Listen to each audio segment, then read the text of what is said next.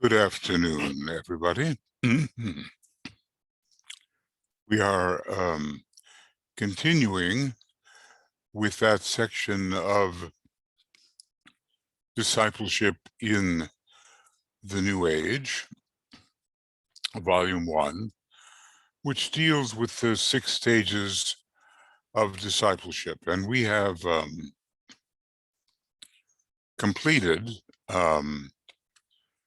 program number 9 and are moving on to program number 10.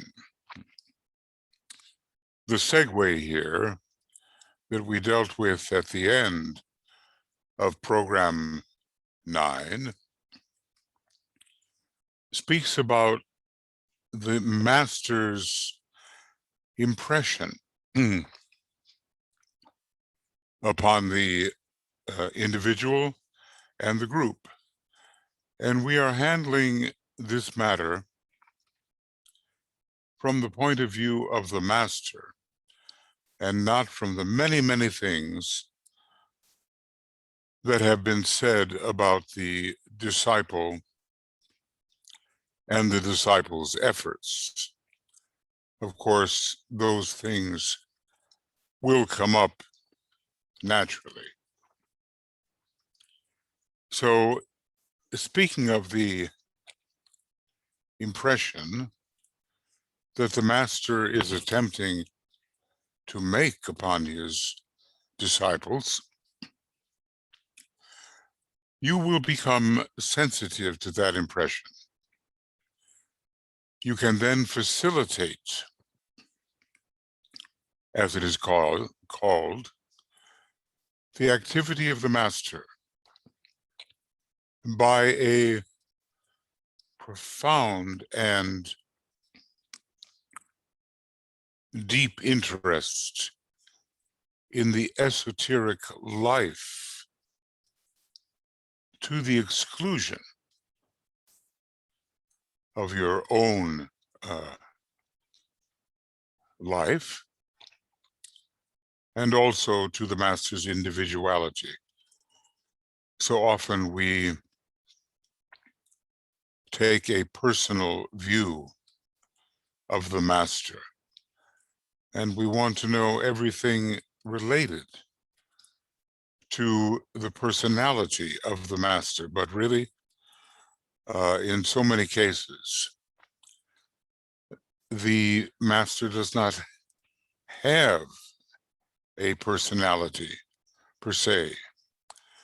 It's simply an instrument by means of which his larger goals can be impressed within the 18 lower subplanes. And then, says the Tibetan, there are many ways which can then be revealed, which will aid the interplay between you, the disciple, and the master.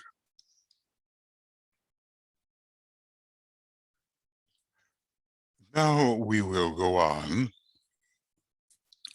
to program number 10. You see my method of abbreviation, SX for 6, S for stages, and D for discipleship video commentary, VC. We're on page 711, and this is the 6th of June. It is actually, in the context of the Second World War, it is D-Day. And this was a great sacrificial act, the invasion by the American troops, and I suppose reinforced also by British troops at Normandy. And that was the beginning of the end, shall we say, for the Nazi regime. So many sacrifices made on behalf of the divine plan and the eradication of the plans of the Black Lodge to enslave humanity. I guess we're all working at this in different ways and in different aspects which have to be reinforced. And some of us as human beings, we recognize what we're involved in. And some are forced to participate unconsciously, which is pretty much taking place within the third petal of the egoic lotus. This unconscious sacrifice, this unconscious service, which seems like servitude, because before we voluntarily serve, we are conducted in a direction which enforces us to serve. So the Tibetan is saying here that all the rays, at least in this solar system, are the sub-rays of the second ray. And as that is the case, we shall be primarily concerned with second ray modes of working with disciples. That's very important. The great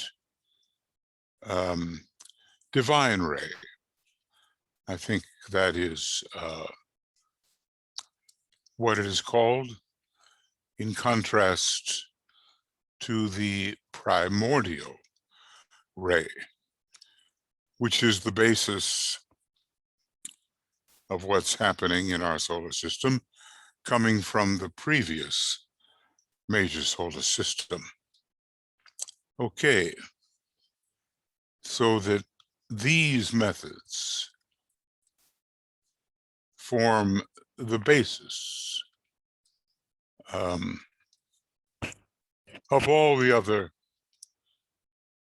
techniques.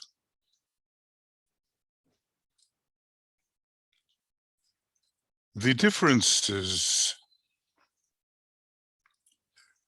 which may appear lie in the application of processes according to ray type and the utilization of emphasis upon certain centers. But basically, we're dealing with third ray, rather second ray methods.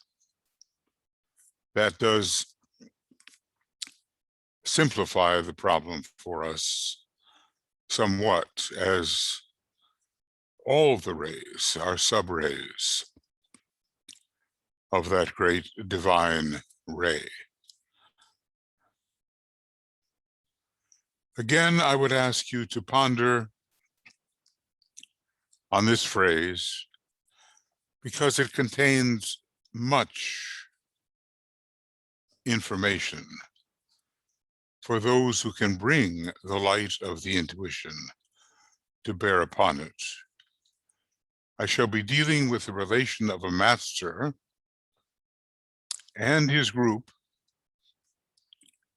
Will it be the ashram, or will it be a peripheral group, to the individual disciple, and not so much with the attitudes and procedures of the disciple. He has stated this a couple of times already, and this will be a somewhat new slant or angle upon the problem of preparing disciples for the initiation that lies before them, and preparing the group also for the initiation which lies before it. We have various techniques here, and I want to emphasize this sentence that he says, to ponder upon.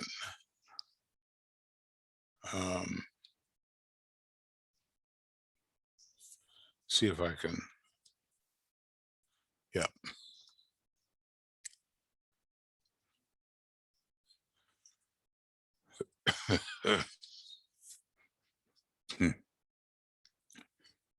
The differences which may appear, and there will be differences in training, depending upon which ashram we are affiliated with, but largely in modern occultism and in this attempt to externalize the ashrams, the first and second rays are very much involved. And when it comes to training people to participate in this process, I have noticed that it is the second and first ray disciples who tend to be more numerous and more successful. In the case where third ray disciples were involved, sixth ray verging upon second ray disciples were involved, and seventh ray disciples involved, always there seemed to be something which, well, forced them out of the group, or which induced a decision on their part to leave the group, or they reached their high water mark, as I have been discussing, and could go no further. Basically and essentially, the disciple's attitude is not really of much importance in comparison with the effect of the hierarchy and its techniques upon him. So that's quite a statement. Yes, we think we are trying, and we are trying, but it seems to be the hierarchy with its techniques, its power of impression, which is responsible for sweeping the disciple along the proper path. Okay, so when these hierarchical techniques are applied, the result, says the Tibetan, the results are inevitable because they are dependent upon two important factors. So let's see. What are these factors? The first factor is that directed hierarchical impression is not imposed until the man has fitted himself through self-discipline and inevitability, really, to respond to it, that impression, and is therefore nearing the end of the path. Now, there's many ways to discuss the path, and one of the ways is to think of it as beginning at the first initiation, when we really take that birth of the Christ in the heart. We are, from one point of view, a true aspirant; from another point of view, a disciple; even from another point of view, still continuing our probationary discipleship.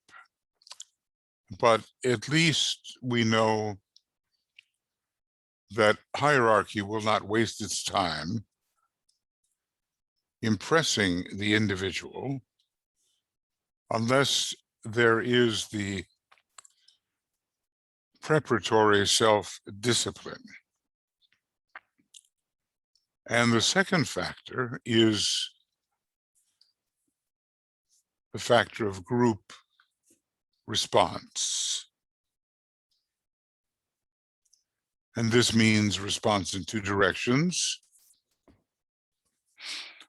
to sensed human need,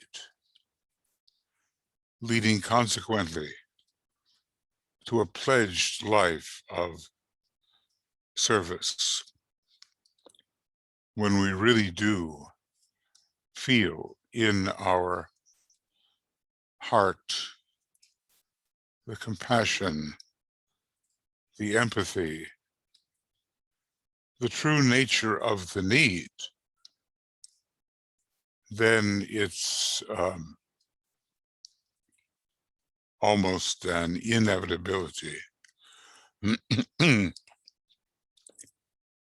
we pledge ourselves to a life of service. Remember that unless we become the pledged disciple, there is no way to become the accepted disciple. And the other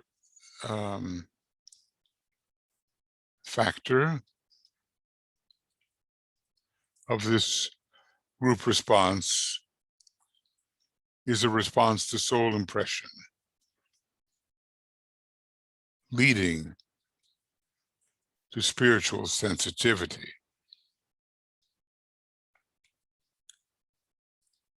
And that is always more than we suspect it is. It's not just having the concepts ready at hand to repeat or even convey.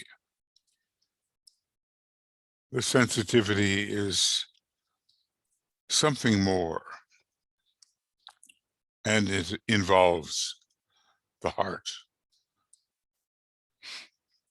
When these two factors are established, and this is interesting, even if unknown to the disciple in his waking consciousness, that he can be pledged to the life of service and spiritually sensitive, and not even really be aware that he has made those two achievements,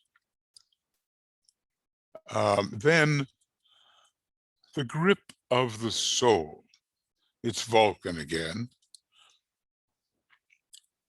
upon the personality becomes irrevocable. it cannot be taken back.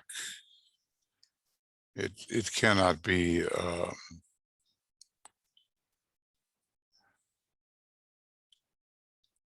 reduced to some negligibility. Then, and only then, the master can begin to work,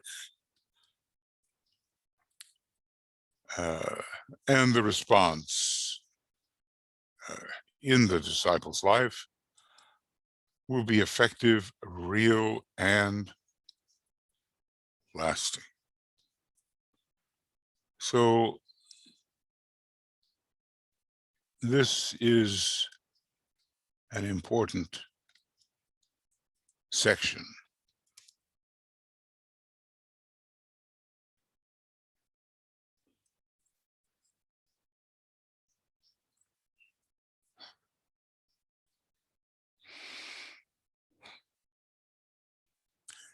Yes, the disciple has to, through discipline,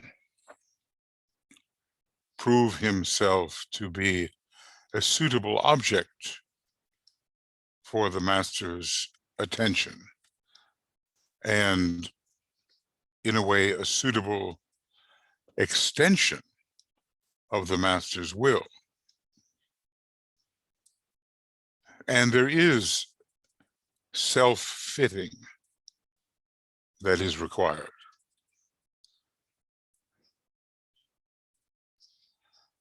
And the growth of group consciousness to respond, and it's all around us, to the human need. Is there anyone we encounter that is not standing in some need or other? Now, it doesn't mean necessarily that we can meet all needs. Some of the needs we may discern are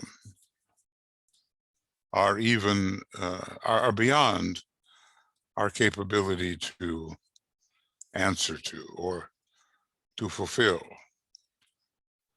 But we have the right orientation to fulfill human need when we detect it. And elsewhere, DK tells us that sensitivity to human need is one of the higher psychic faculties. And then, of course, sensitivity, response to soul impression.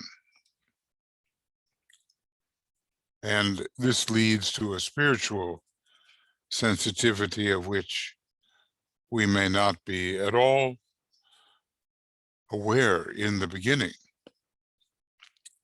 But I just want to emphasize that it is different from knowing mentally the concepts.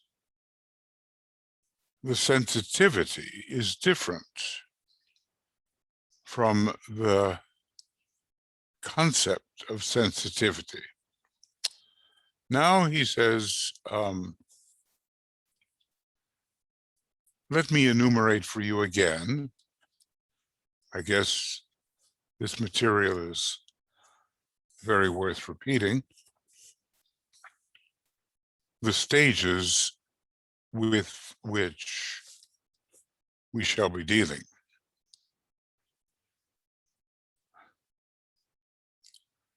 So these are the stages of discipleship. And the names are also given. And maybe in your work with others, you begin to notice at what stage of discipleship your correspondent stands. They may not know it at all, but you, because you have been schooled in these matters, will know something of the stage at which they stand, and therefore what to do to help further their treading of the spiritual path.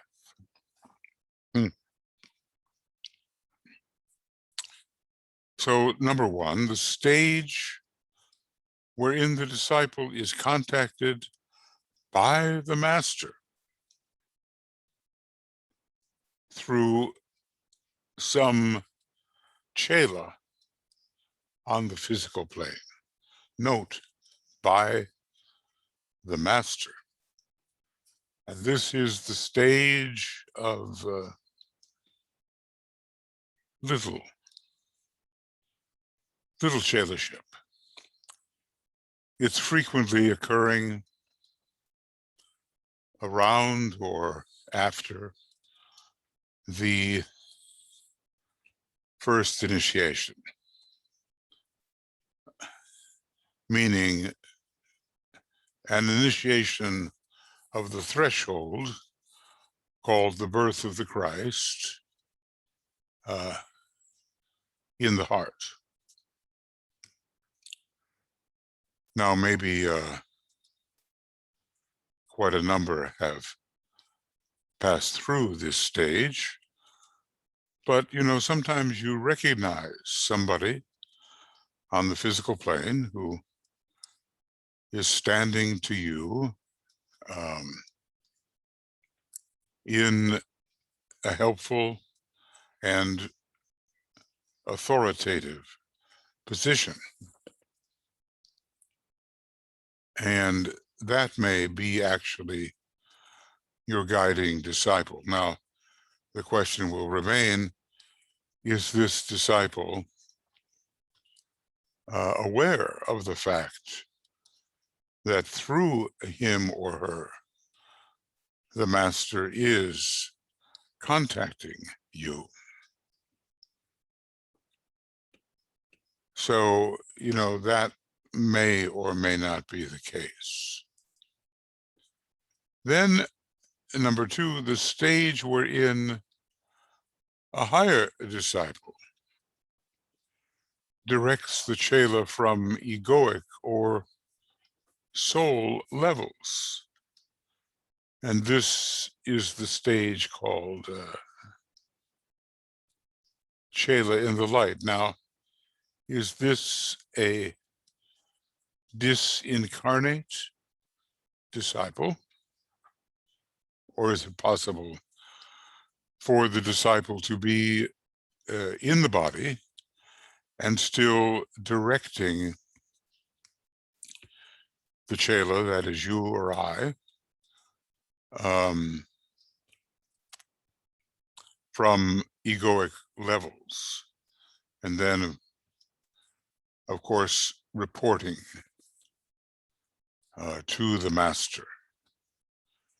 So, yes, it requires a fair amount of development to be able to report to the master, at least Chela on the thread, or maybe Chela within the aura. So indeed, it is a higher disciple.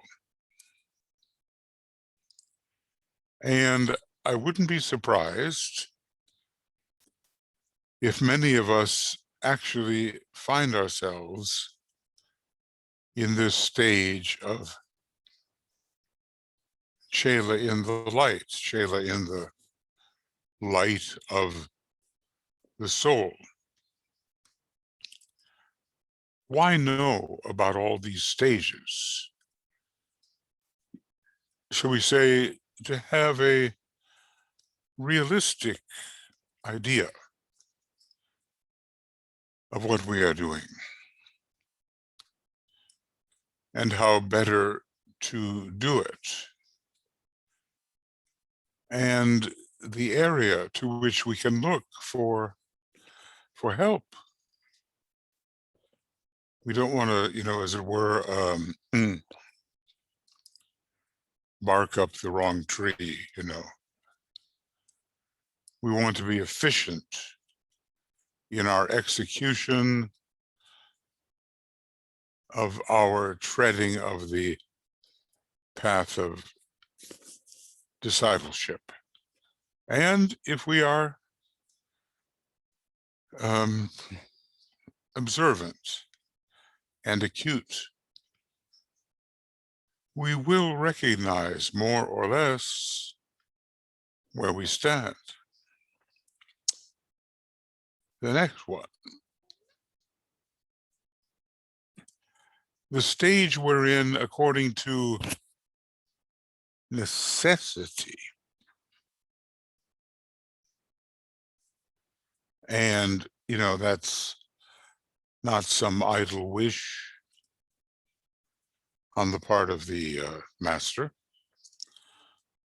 but there is some advantage, some necessary advantage to contacting the Chela in this way.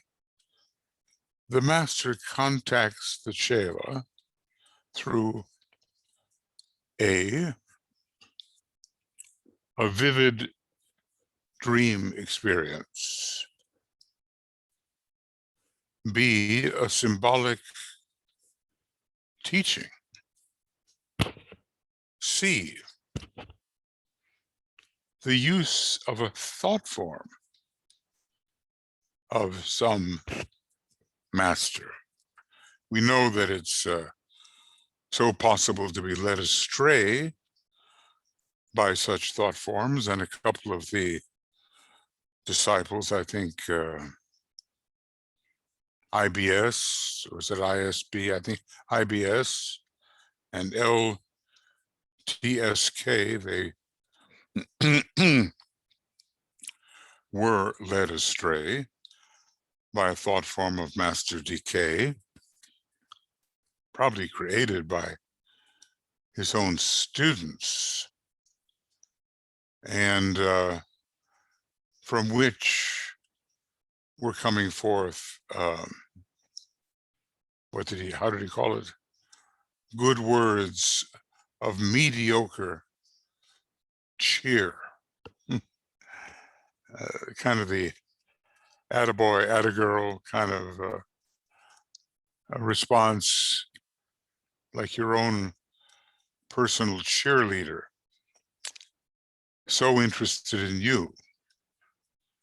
Well, the master is not interested in that way, except for your value, my value to the group. Then D,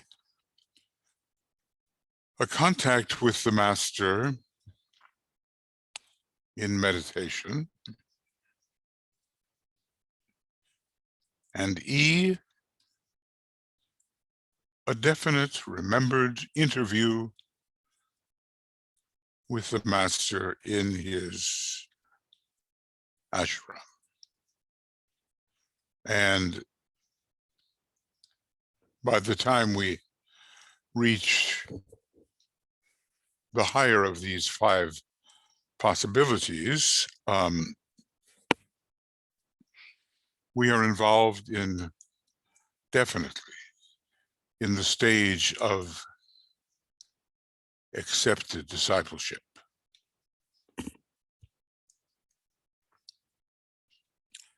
Now, that is a great objective for many of us. That we should be, finally, the true disciple after taking our pledge and after being the accepting disciple and having passed through a period of probation, either before the first initiation and also after it. That's our goal, to be in the master's group and to be an accepted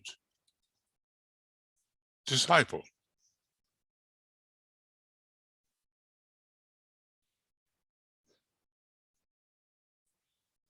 Yeah.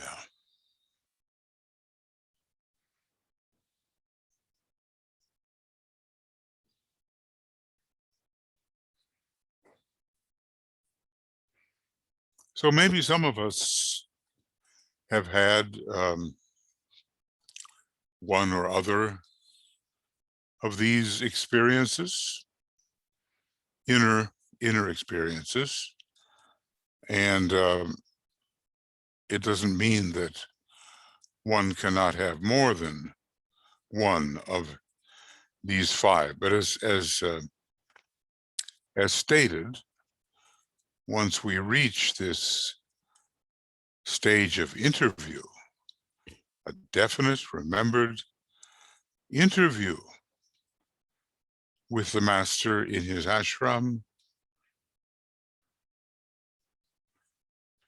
then we are definitely into the stage of accepted discipleship, and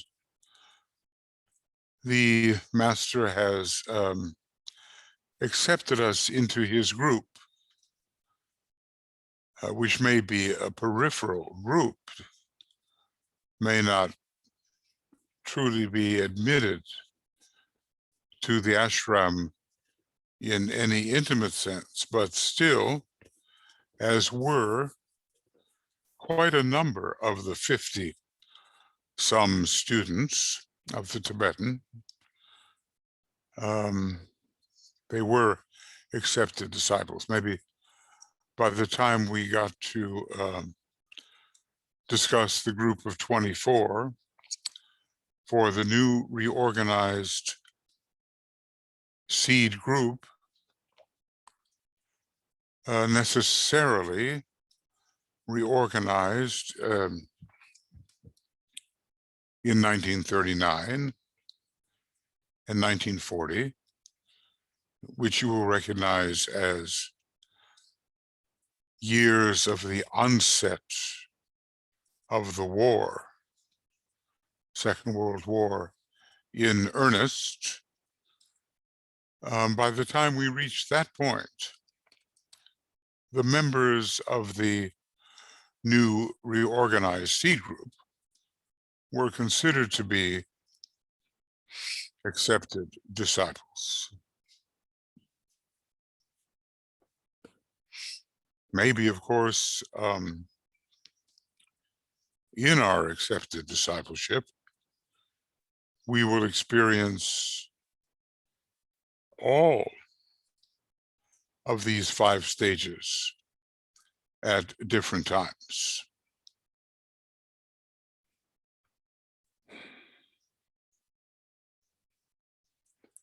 And they will be impressive. But unless we have carried through with the proper discipline and preparation, this type of impression will not be directed towards us. All right. Now we enter 3 higher stages. First, Little Chelaship, Chela in the light, and accepted discipleship.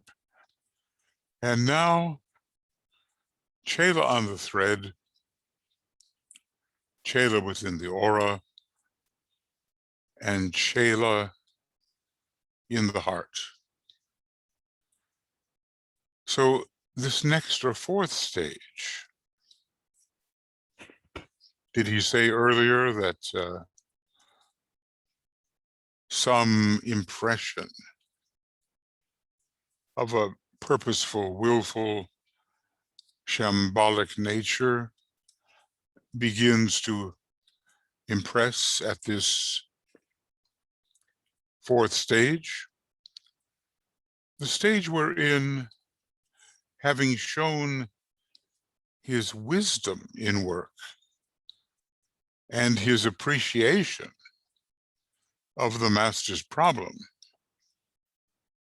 the disciple is taught how, and we note what's in parenthesis here, how in an emergency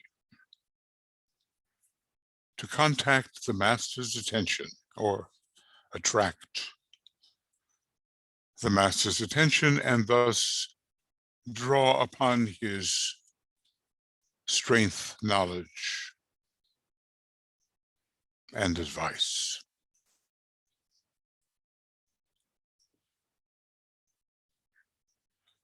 So this is the stage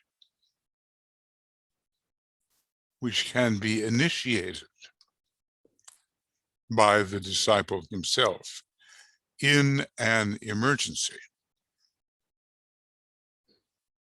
Strength will come, knowledge will come, and advice.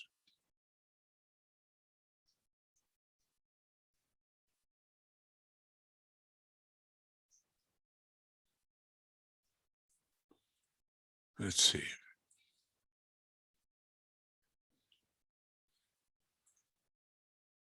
So, describing this process, DK tells us it's an instantaneous happening and practically takes none of the master's time. This has the peculiar name of Chela on the thread, or Sutratma. Sutratma is the life thread, and hence the possibility of drawing upon the strength of the master.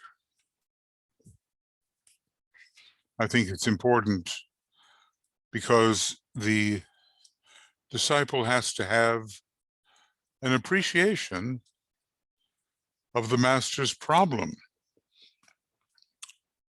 The master has a problem.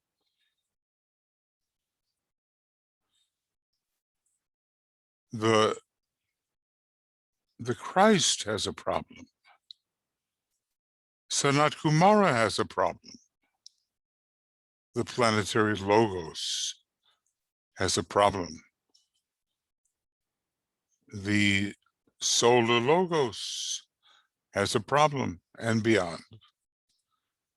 Every one of these entities is at work and has to, in a state of relative ignorance,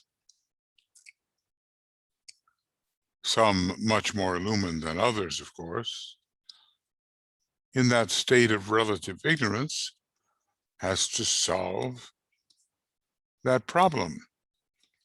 So we can't have trust in the disciple who at every moment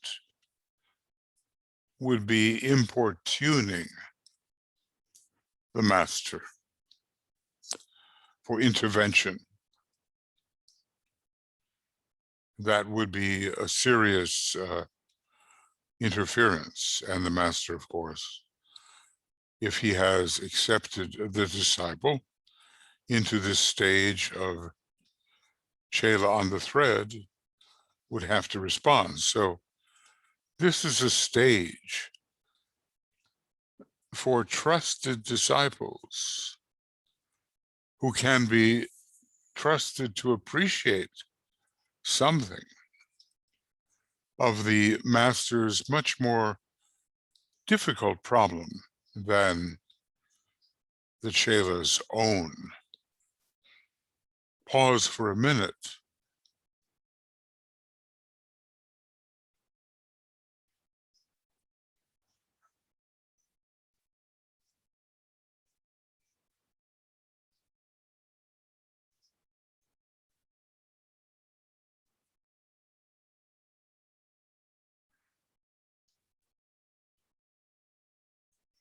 Yeah.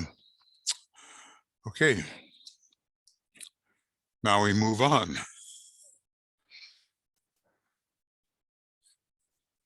to this fifth stage.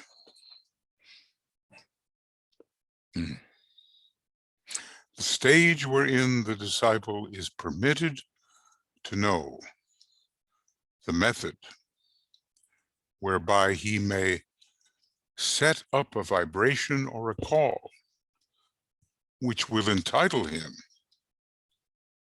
to an interview with the master. Now, this would be granted to disciples of a high degree of attainment and of knowledge of the workings of the ashram and the master's particular problem. The last thing he would want to do, such a disciple, who by now would be an initiate, a true initiate of the third degree, so I think, the last thing he would want to do is disturb the workings of the ashram. So what does DK say here? This is only permitted to those trusted chelas who can be depended upon not to use their knowledge for anything except the need of the work.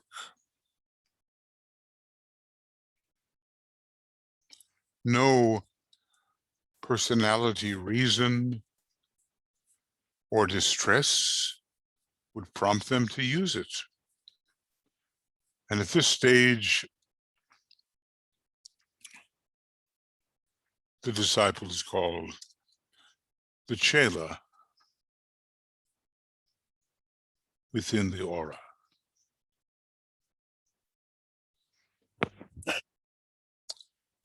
So, I'm reminded of a story about Steiner, obviously a high initiate.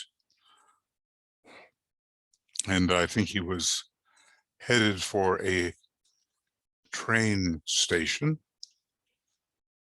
And there were those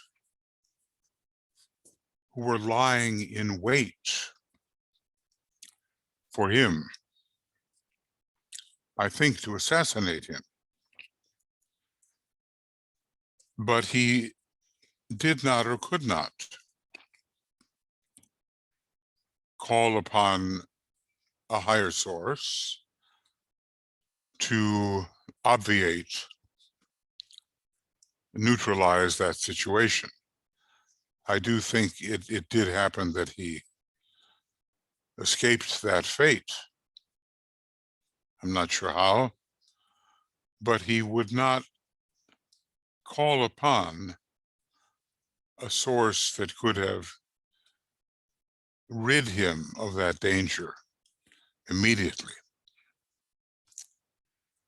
So a high degree of ashramic intimacy would be required here to reach this fifth stage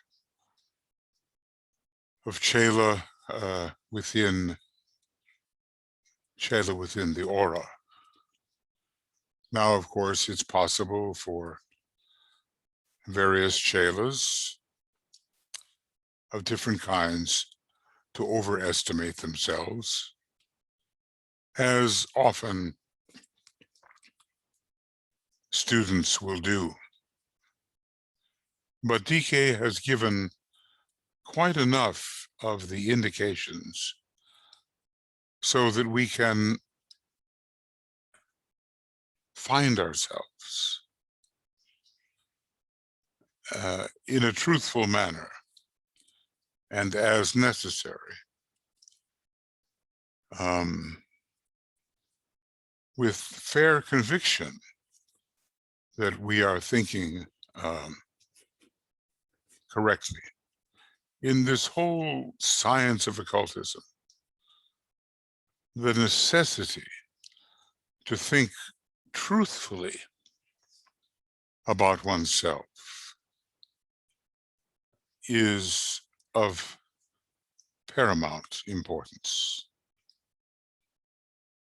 There's no sense to deceive ourselves, to exaggerate our status, to give in to wishful thinking,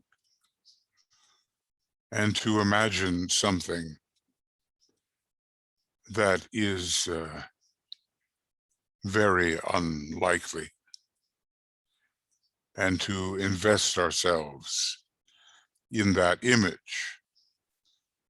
I mean, we've seen this with people invested in the idea that they were fourth degree initiates for some reason. Maybe their life was difficult in some ways, but in fact, their true initiatory status was significantly lower. We want to be truthful, clear about where we stand, and then with accuracy will come the growth of capacity. Maybe it's not so easy to convince the beginner that this is the best policy. So many people are filled with the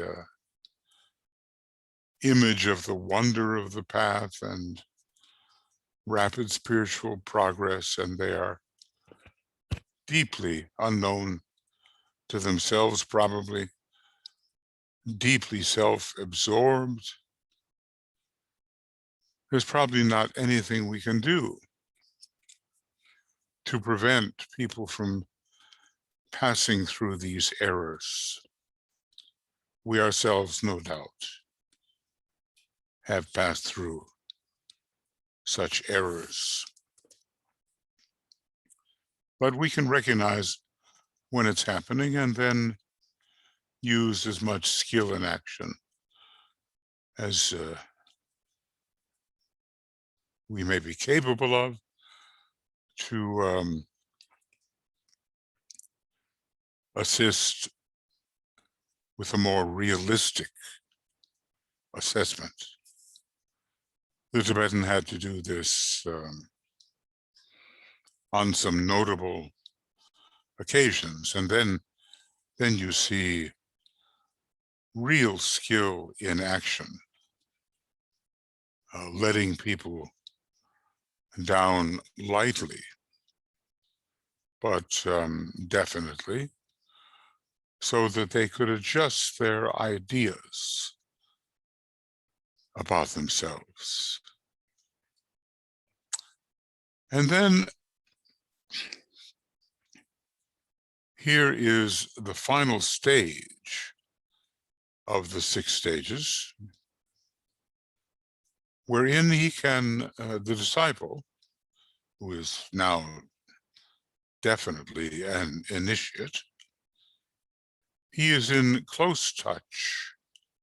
He can get the master's ear at any time. The master knows that if the attempt is made to reach him, it will be definitely due to urgency within the work. He is always, or rather, he is in close touch always. And this is the stage wherein a Chela is being definitely and consciously prepared for immediate initiation, or having taken initiation, is being given specialized work to do in collaboration with his what? An ellipse we have here.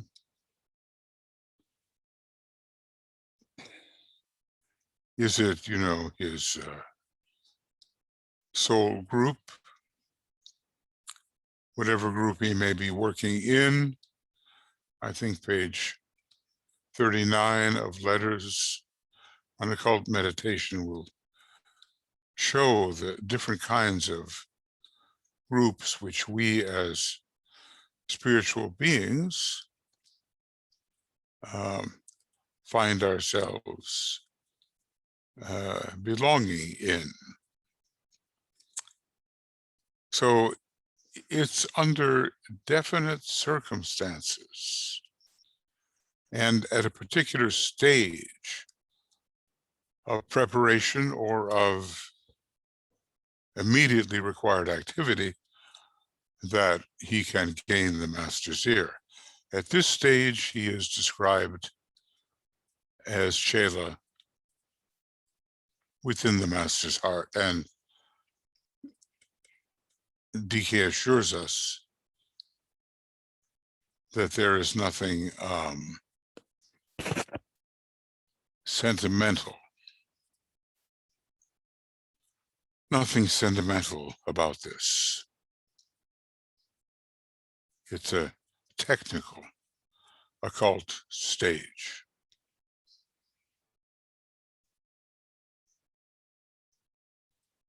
Okay.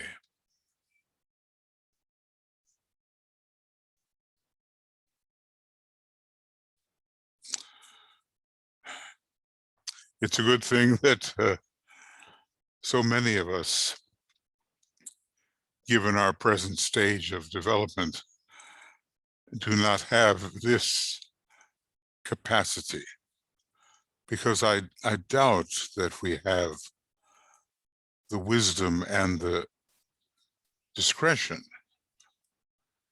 to be able to contact the master in this ashramically intimate manner.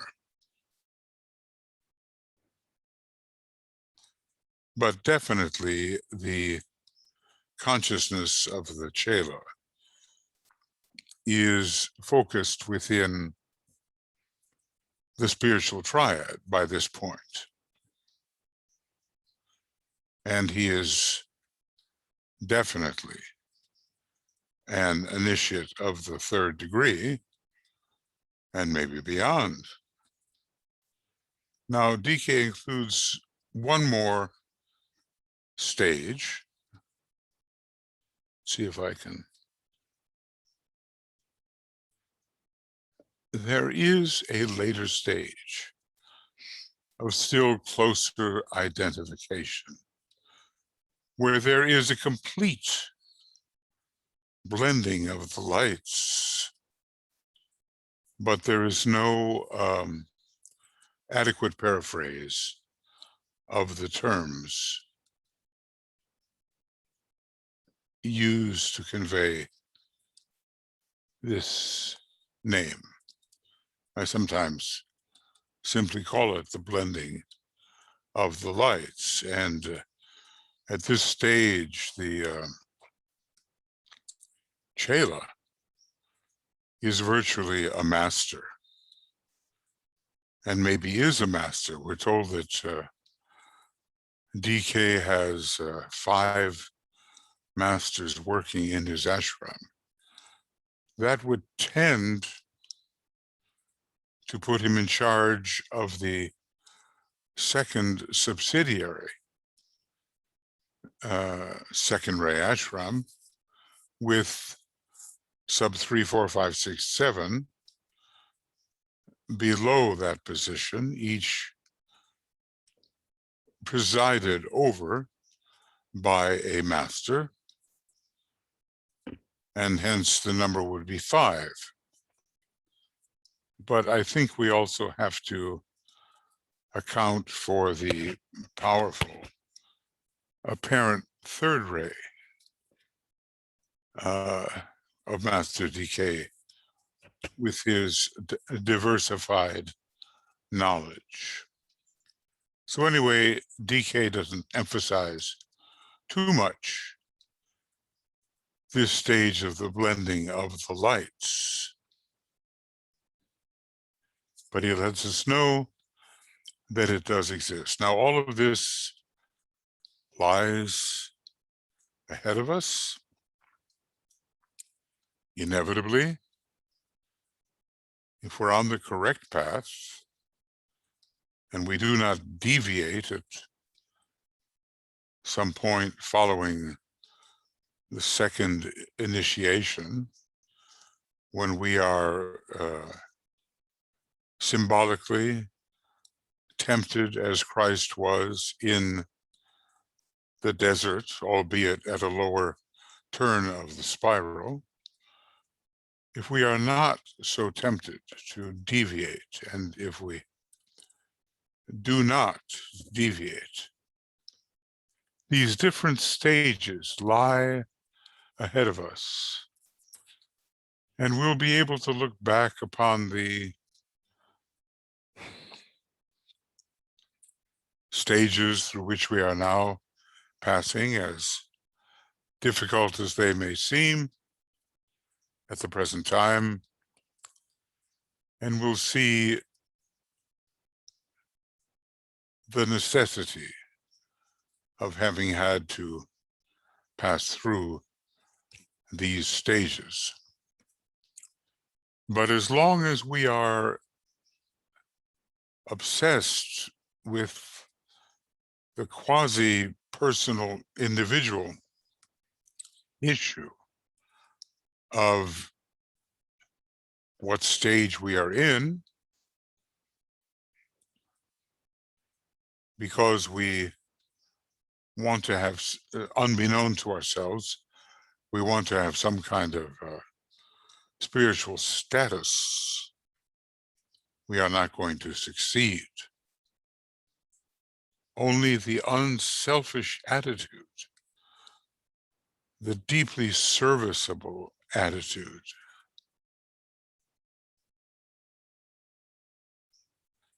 is going to help us move forward.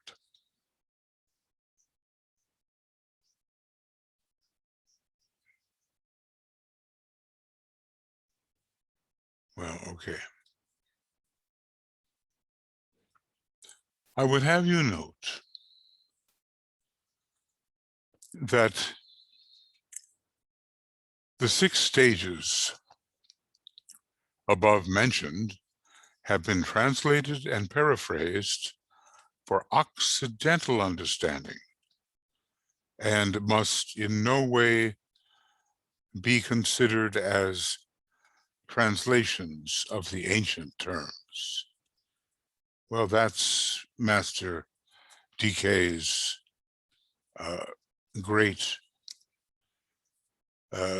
adaptive service for us here in the Occident, or characterized by the Occidental frame of mind.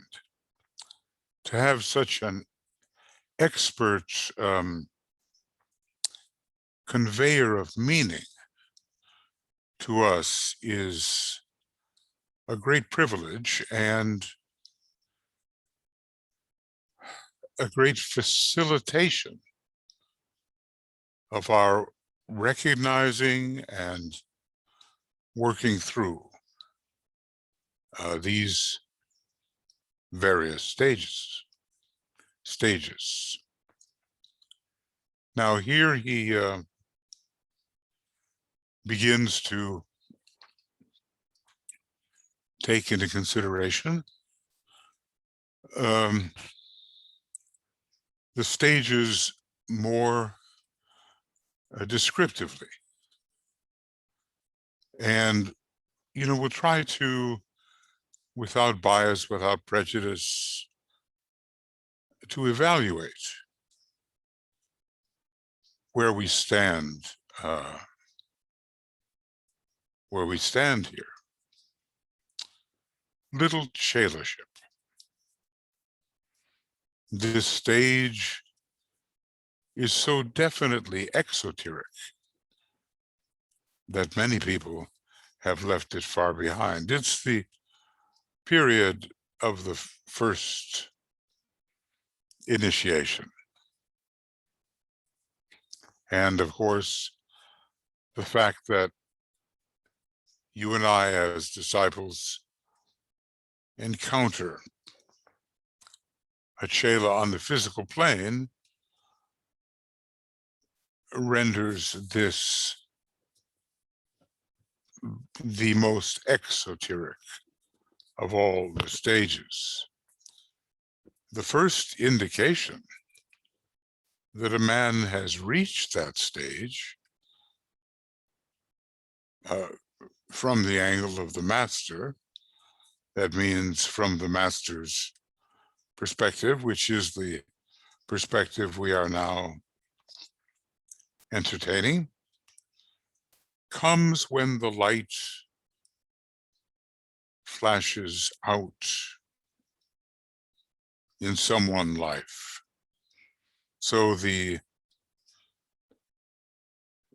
keenly observant master, capable of seeing so many light demonstrations or non-demonstrations, notices that the light flashes out. Some occult phenomenon, which is the indication to him, thereby, because the light has flashed out, the attention of the master is attracted to the person. It might be said that the preface to the master's interest falls into 4 parts. And it is only when all 4 are found present together and simultaneously that this happens. So let's get the idea that the light flashes out.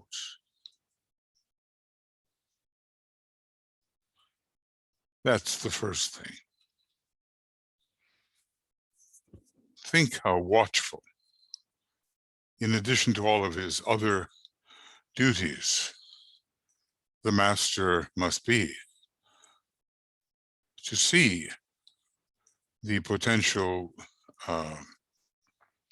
members of his group or ashram, and think of the even more capacious awareness of the Christ, who is said to recognize every true aspirant. Well, if it's the true aspirant, that aspirant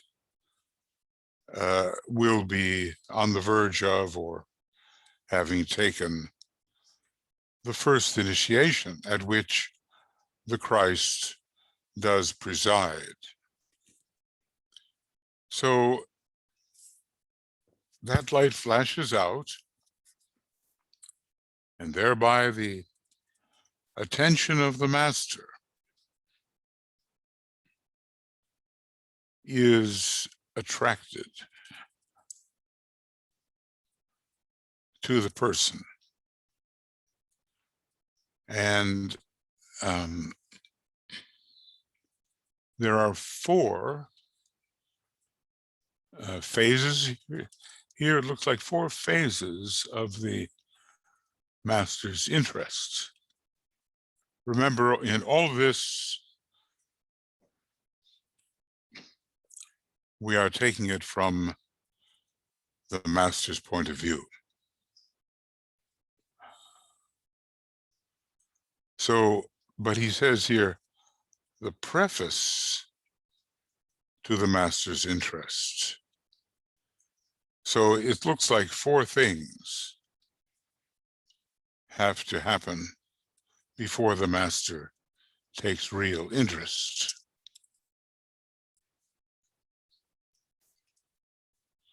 Okay. Let's see here.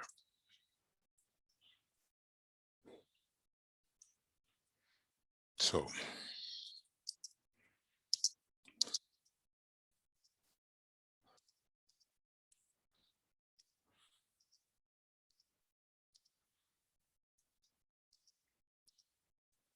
what are these? Okay, number one, the aspirational intent of the man upon the physical plane suddenly succeeds in enabling him to make a soul contact. Remember, the master does work with souls, and there is a link between the soul and the astral body, wherefrom aspiration arises, just as the monad and the mental body and the personality with the dense physical. So the moment that takes place, the light in the head is momentarily intensified. So this flashing forth may well be a phenomenon related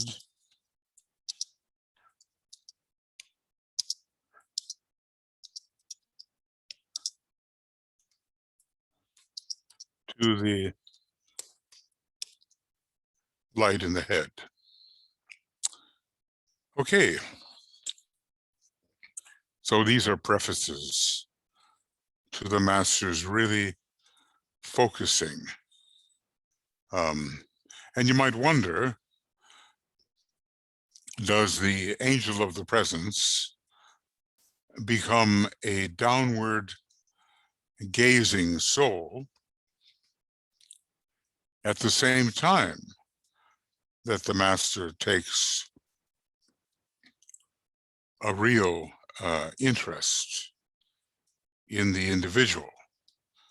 I suppose that all of us, as we seek to work ahead and familiarize more and more people with the value and beauties of the ageless wisdom, I suppose we're looking for co-workers.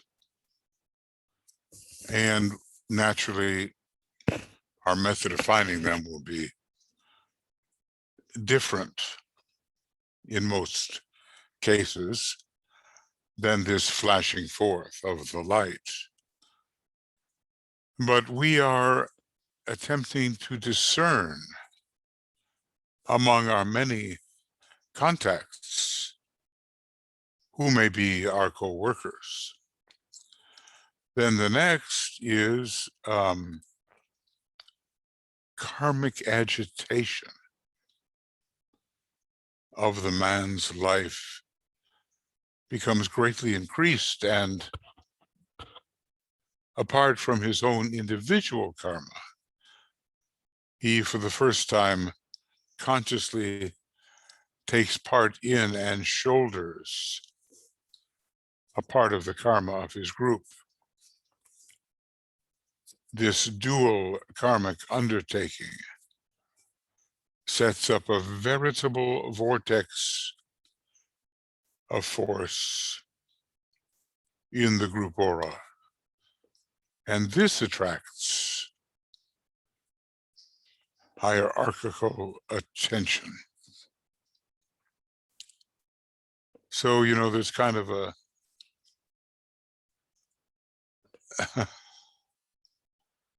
a vortex of disturbance in the group field. And I just want to emphasize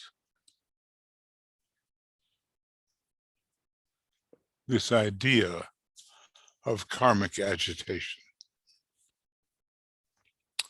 Soul contact, karmic agitation, the life of the one who is tending upon the, or trending upon the first degree, is filled with necessary karmic adjustment. The next point is not so easy to explain or grasp. You have been told that the soul is in deep meditation for the greater part of the cycle of lives of any one individual, and that it is only when a fair measure of personality integration is set up that the soul's attention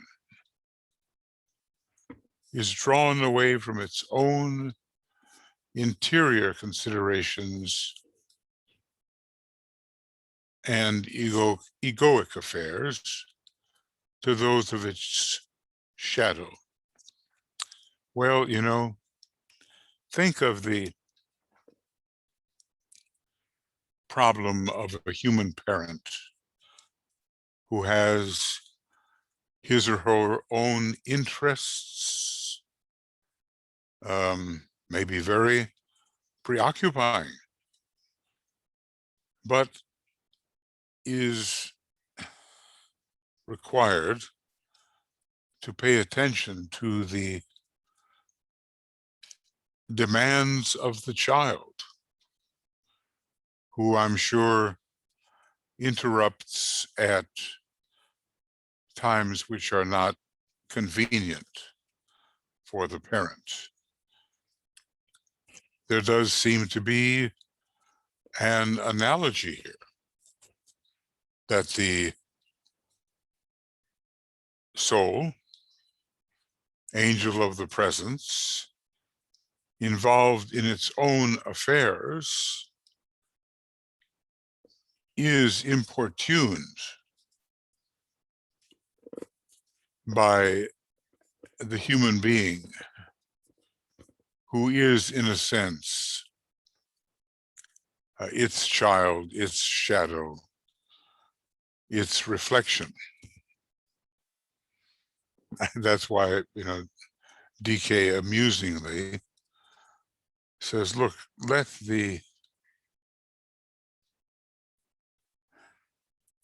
soul attend to its own affairs, which are other than you may imagine. If you're always calling upon your soul, you don't give it the opportunity to deal with higher matters which are important to it.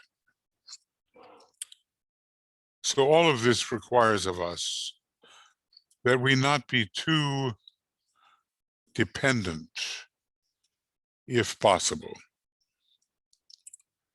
that we'd avoid that overly dependent attitude,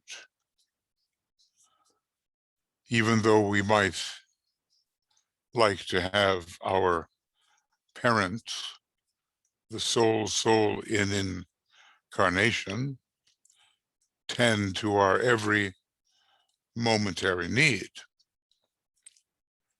So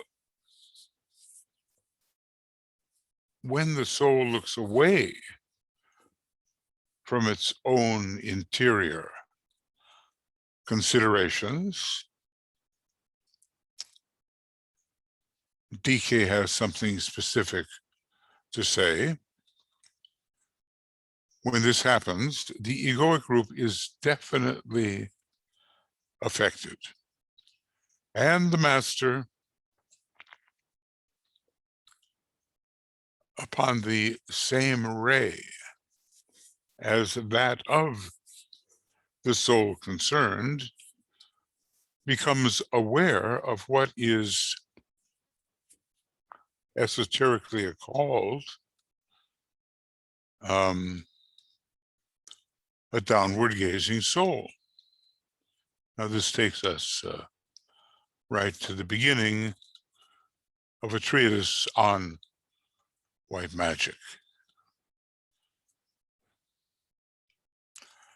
where the soul in meditation deep, the downward gazingness, communicates with its shadow. On the path of discipleship, the ego is all the time consciously aware of the striving personality, and there comes a stage when, towards the end of the path of evolution, does he mean other than the path itself? The soul recapitulates the evolutionary process of involution and evolution. Soul energy descends and personality force ascends. And this takes place through the process of conscious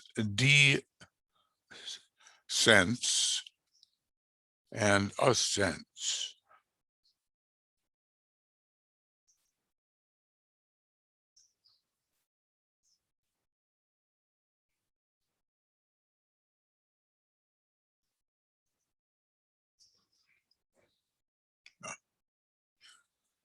Okay.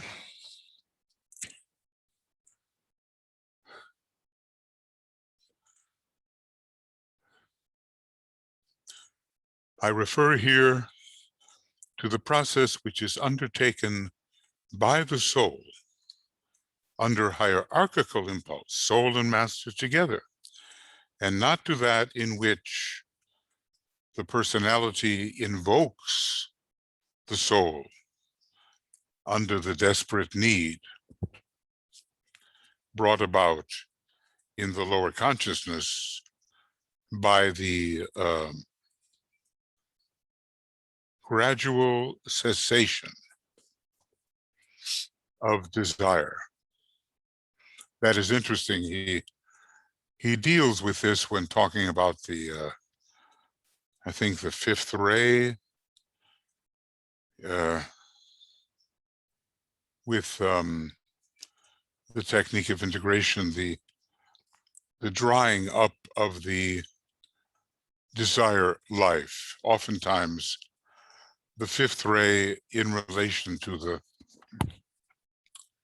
watery plane, the astral plane, is involved in a kind of desiccation, a drying up, a withering, which is necessary. Okay. So let's bring this in. A downward gazing soul.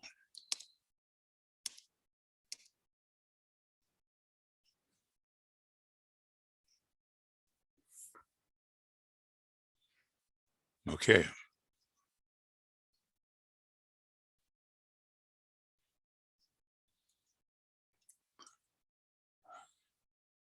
So these are, the prefaces to the master's real interest in the disciple. The soul contact through intense aspiration, the flashing forth thereby of the light in the head, the karmic agitation of a difficult life, which makes itself felt in the group aura. So here, because the master is always looking at the condition of the group, he notices this karmic situation. And then point 3, as a preface to the master's interest,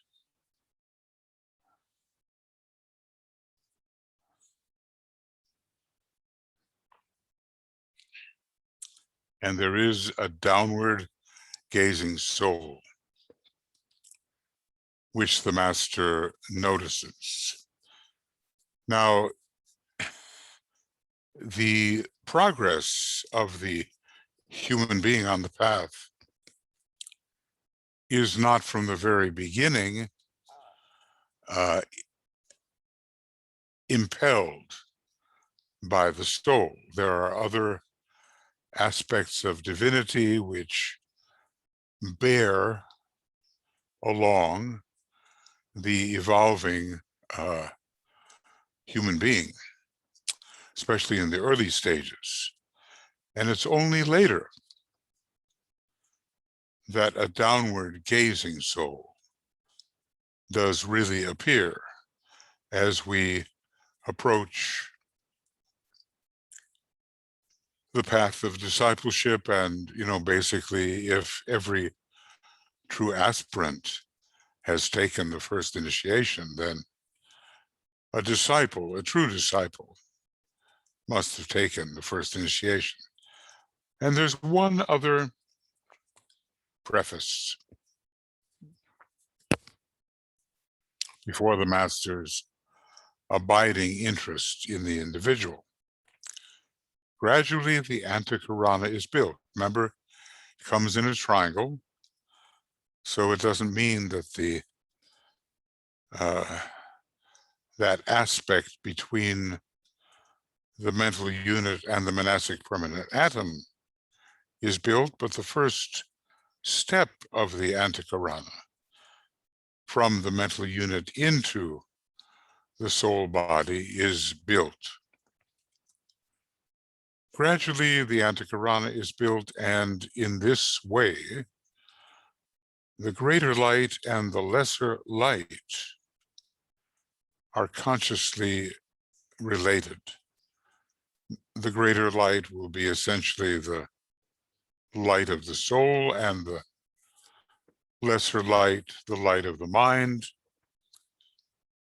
having gathered in a pool of retained energies around itself the qualities of the soul of the egoic lotus. A path of light and energy is established or created between these two divine aspects. Well, we have soul and the personality focus, and eventually we have the triad and the soul infusing personality focus. This is the path. As time goes on, there appears in the egoic group, which is where the master recognizes these developments, what is technically known as the linking light or the bridging radiance. This is the path referred to in the Old Testament as, quote, the path of the just is as a shining light, which shineth more and more until the day be with us. And that this signals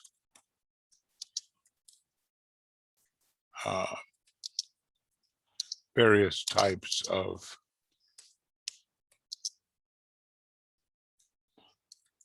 pralaya. In the esoteric books, it is referred to in the following terms: before a man can tread the path, he must become the path itself. So there's an explanation of that somewhat enigmatical phrase.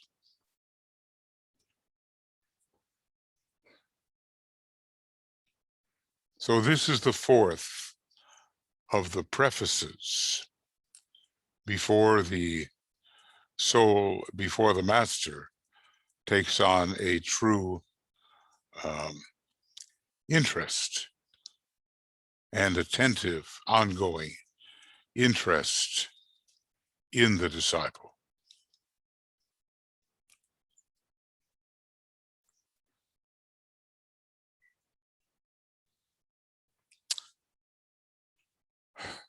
And the lights are linked.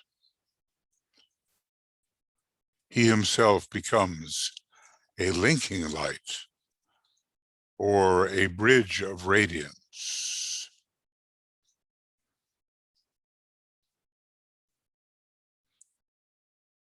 Path of the just, it's interesting, the word just, because it implies Libra.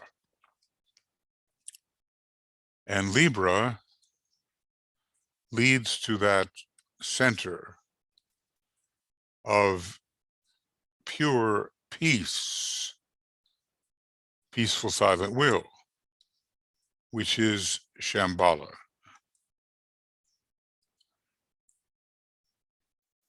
So that's what we've been looking for here. It might be said that the preface to the master's interest falls into 4 parts, and it's only when all 4 are found present together and simultaneously that this, i.e., his real interest, abiding attention, results. Now we're going to be given an old, let's see if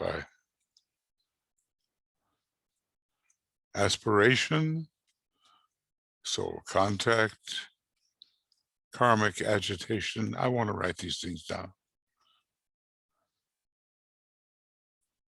So we have aspiration, and thus soul contact, karmic agitation,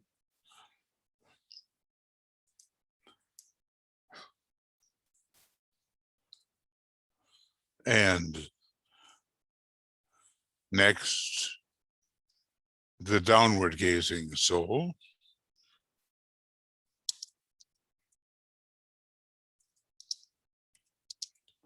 and next and finally, the, I guess I would have to say,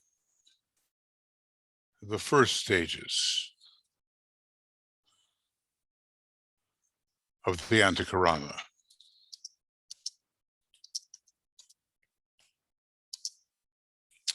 The first stages. Now that Antahkarana will be continuously built into the triad and even beyond the stage of mastership, as the Buddhic and atmic permanent atoms found on the atomic subplanes of those particular planes lie beyond the capacity of the master as master to reach. So it shows us that there's a big process here in the building of the Antahkarana, and we can say that it is significantly complete when it reaches into the monadic plane and in a way returns to the monad. It can go still higher onto the egoic plane, and it does. And then we start dealing with the planetary Antahkarana to Venus, and we deal with Antahkaranas from the sacred planets to the solar logos.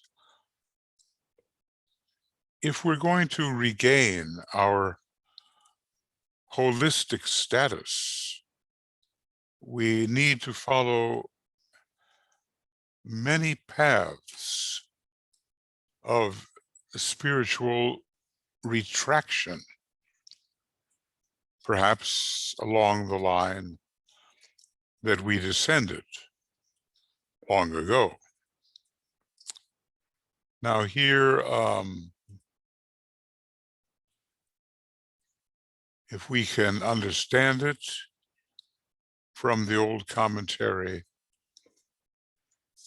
the 4 stages, prefacing a master's continuing interest in the disciple, and we might say maybe the acceptance of the disciple. The point of light shines forth.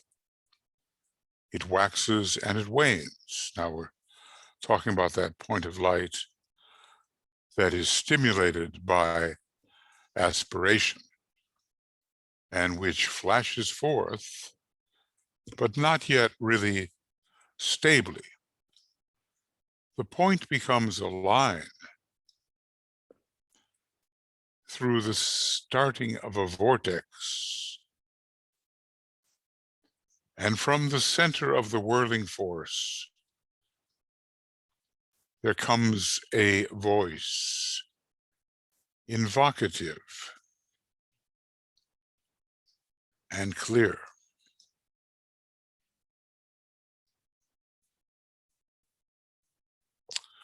The one who sits in silent work, alone and unafraid, because the part is not alone, and the group is unafraid, looks down. This is the soul. Looks down, catches the light. It's also the master. Reflects the whirling force and hears the voice. Now, just as Christ heard the voice of Sanat Kumara at different times, so there is a voice that is sounding, giving affirmation to the progress of the disciple. Then, from the silent point of power, a word goes forth. Now, this seems to be the monad itself. First paragraph having to do with the aspiration of the personality. The second part with the soul, and this third part with the monad. Then from this point of silent power, a word goes forth, be still, be silent, know that I am God. The needed work will now begin. It's as if the master can pronounce this as an extension of the monad. So between the great one and the little striving one, communion is established. The interplay begins, the mind assumes its rightful place, and the path is surely laid. Well, lots to ponder there, but I think we have the idea because we've been studying it in words that are more suited to the Western mentality. And of course, the mind has to be the reflector of the spiritual triad, and there is a connection, as we know, between the ray of the monad and the ray of the mind. So these are stages that we all must pass through. The point of light shines forth.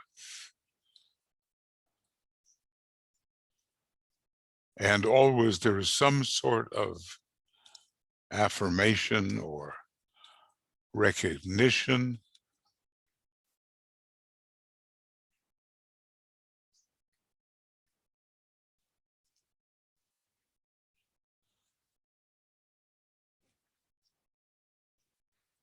The one who sits in silent work, alone and unafraid. This aloneness is not isolation. The lower part, well, it is a part of the monad. It's not really alone. And the group, because the soul is group consciousness, is group conscious, is unafraid and looks down and catches the light. And again, here's that voice of affirmation, wherever it may come from.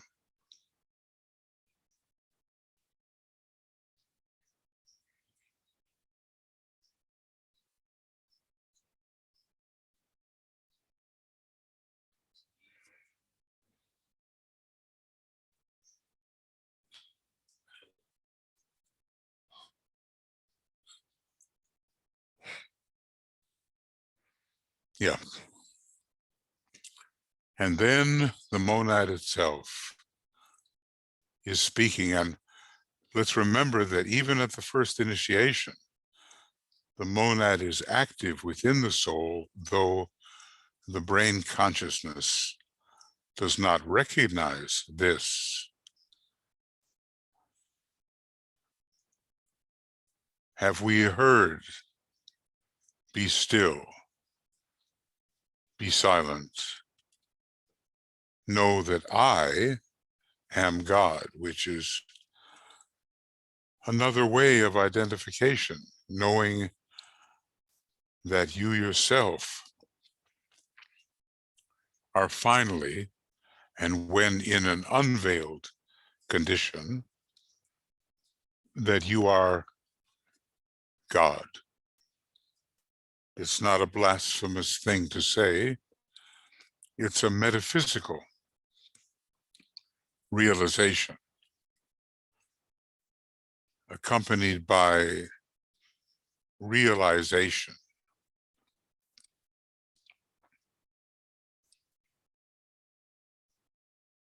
The needed work will now begin, and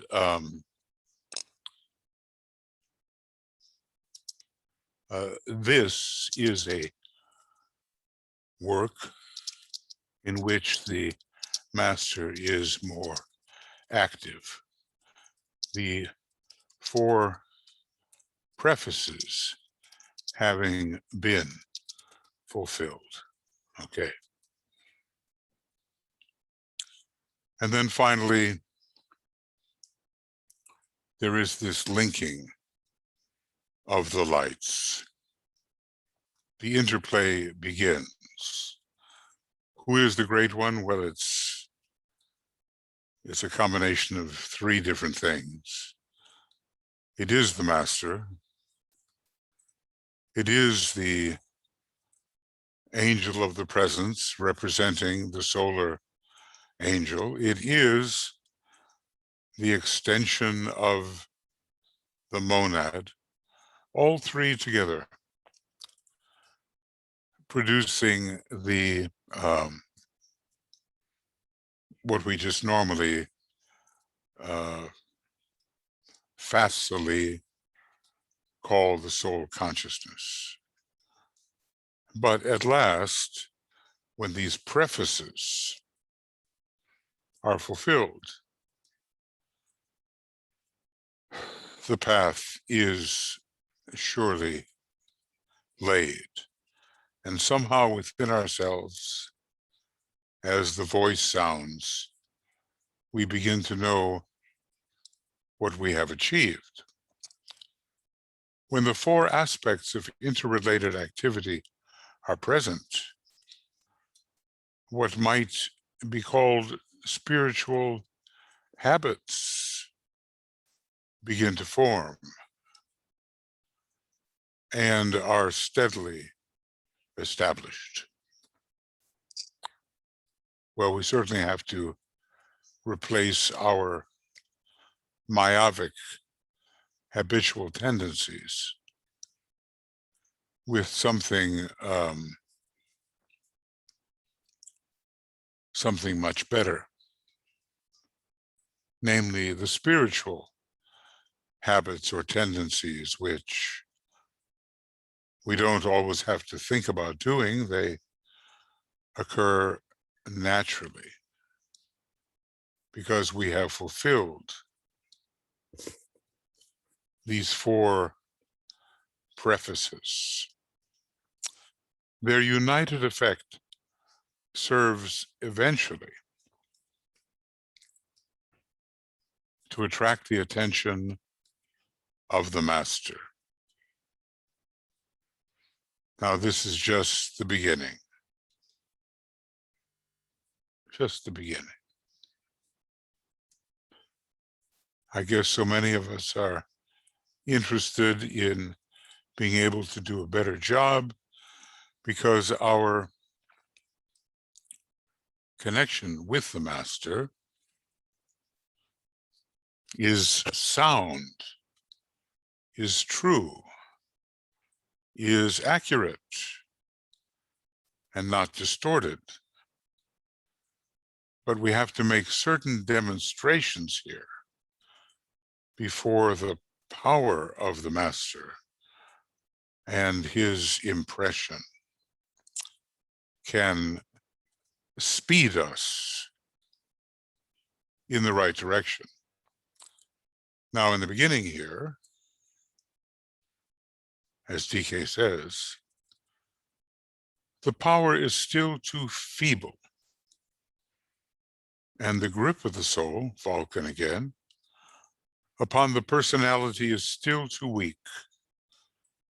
to warrant the master himself doing anything directly with the aspirant. The stage is one of pure mysticism and of selfish spiritual purpose. The recognition of group relationship is missing. Group consciousness has to be developed, and the stronger the grip of the soul upon the personality, the more that group consciousness will develop.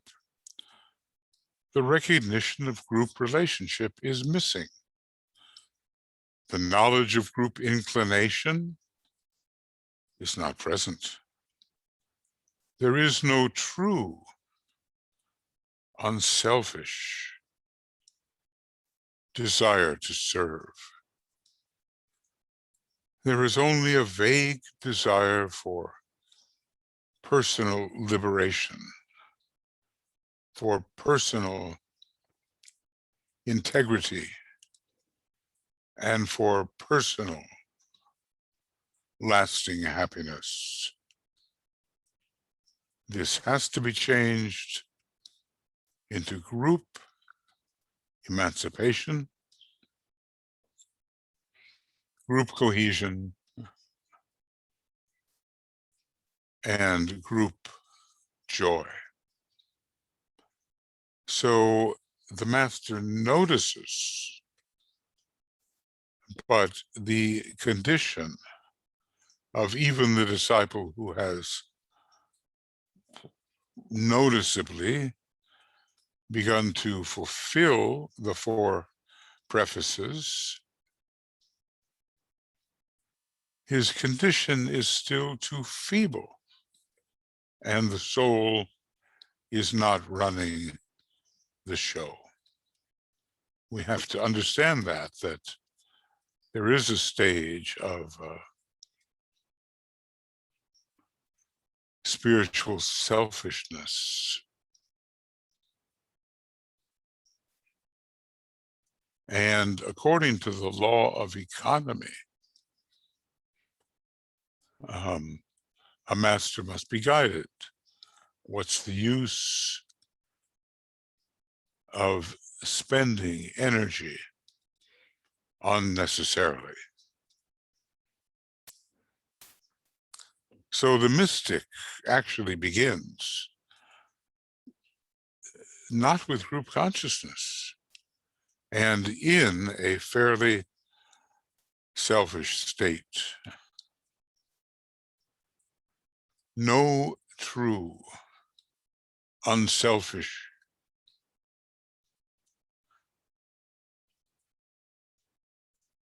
desire to serve.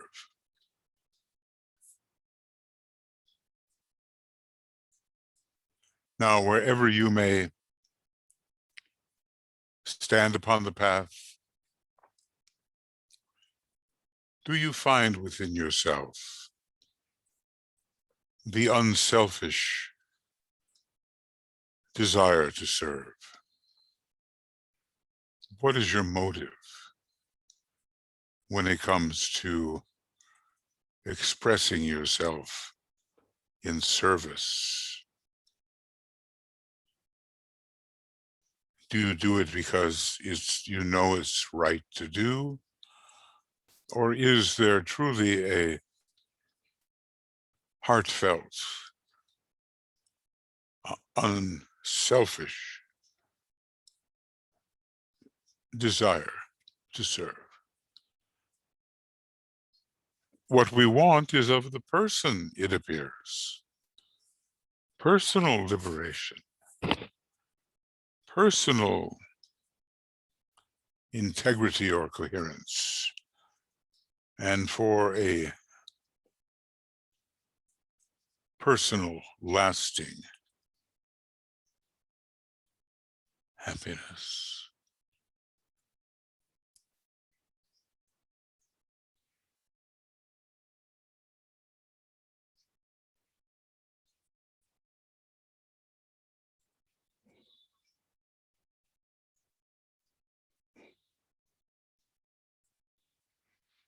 Okay.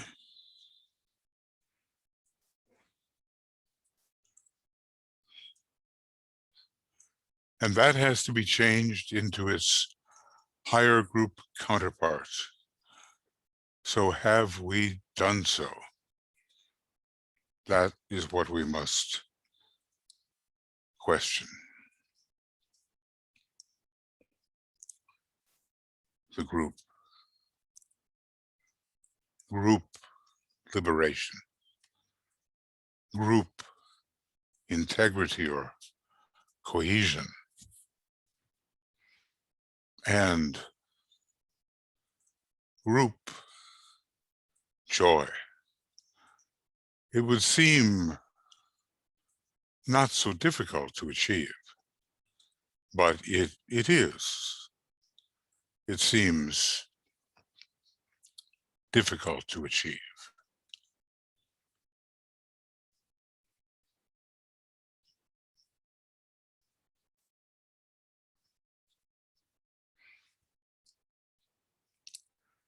So maybe one of our first assessments concerning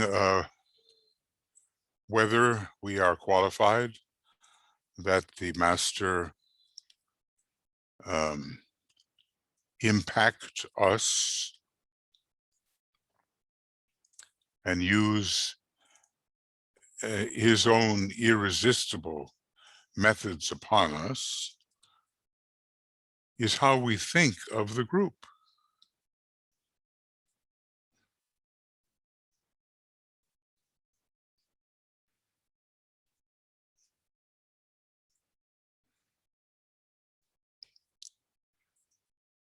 And our membership in it,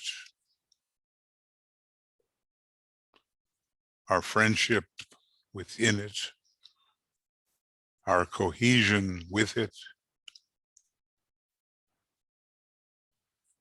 the degree to which our groups are liberated from personal preoccupation.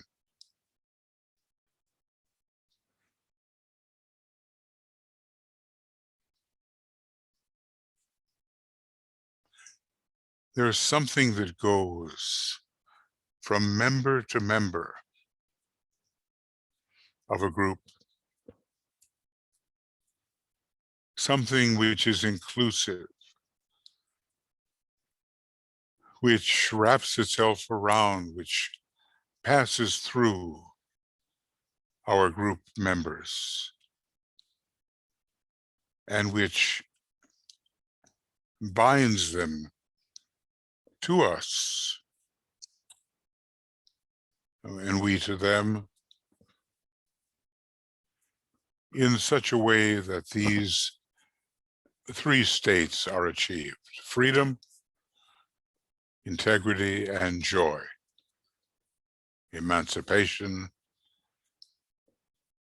cohesion, and group joy.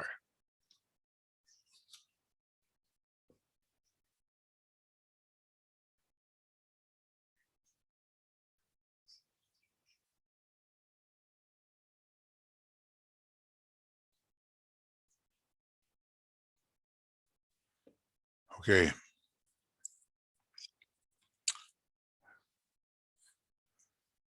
So basically, DK is breaking this down for us in such a way that we have the details of the process. The first stage, therefore, in the training of such an aspirant, in relation to whom the master may not yet see fit to work directly with that aspirant,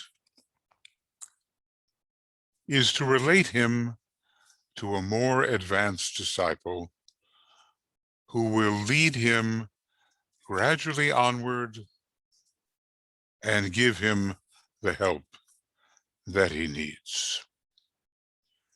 The reason for this is that the disciple is closer to the aspirant, far from perfection himself, and is also learning to serve.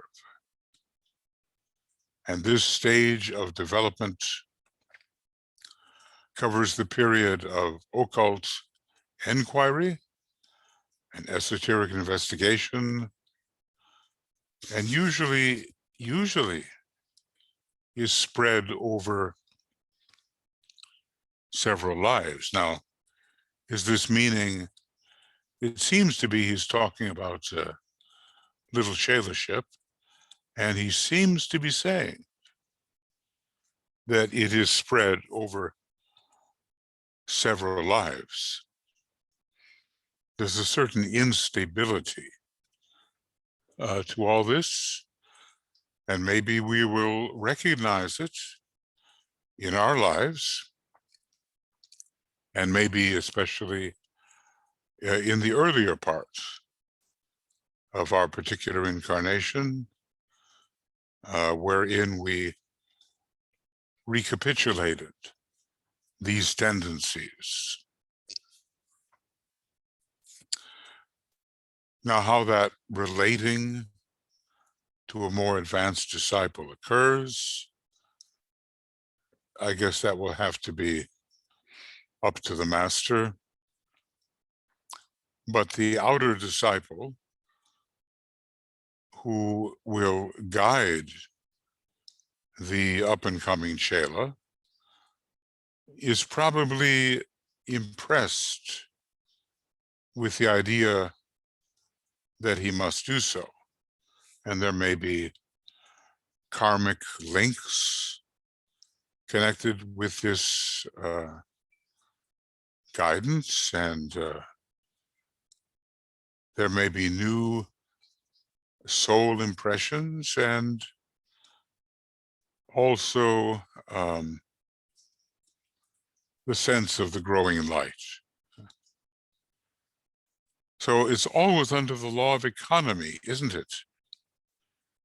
The greater being is not perpetually assigned to handle the needs of the less unfolded. Occasionally, you know, we have it happens in academia, the head of the department shows up and gives a lecture, an inspiring lecture, to those who are much lower in understanding than he is. And then it's taken over by teaching fellows and so forth, who have a more day-to-day contact with the aspirant.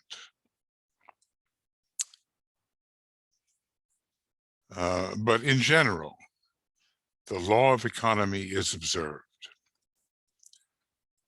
The aspirant, says the Tibetan, at this stage, and herein lies the sort of Geminian instability, the aspirant at this stage runs from one teacher to another according to inclination, opportunity, and necessity. He is an example of instability, but is carefully watched by the disciple who has transcended this particular stage of volatility. Well, you know, when we are mentors and secretaries to, it may be younger students, we watch with care the volatility, the instabilities of the student that we have under our charge.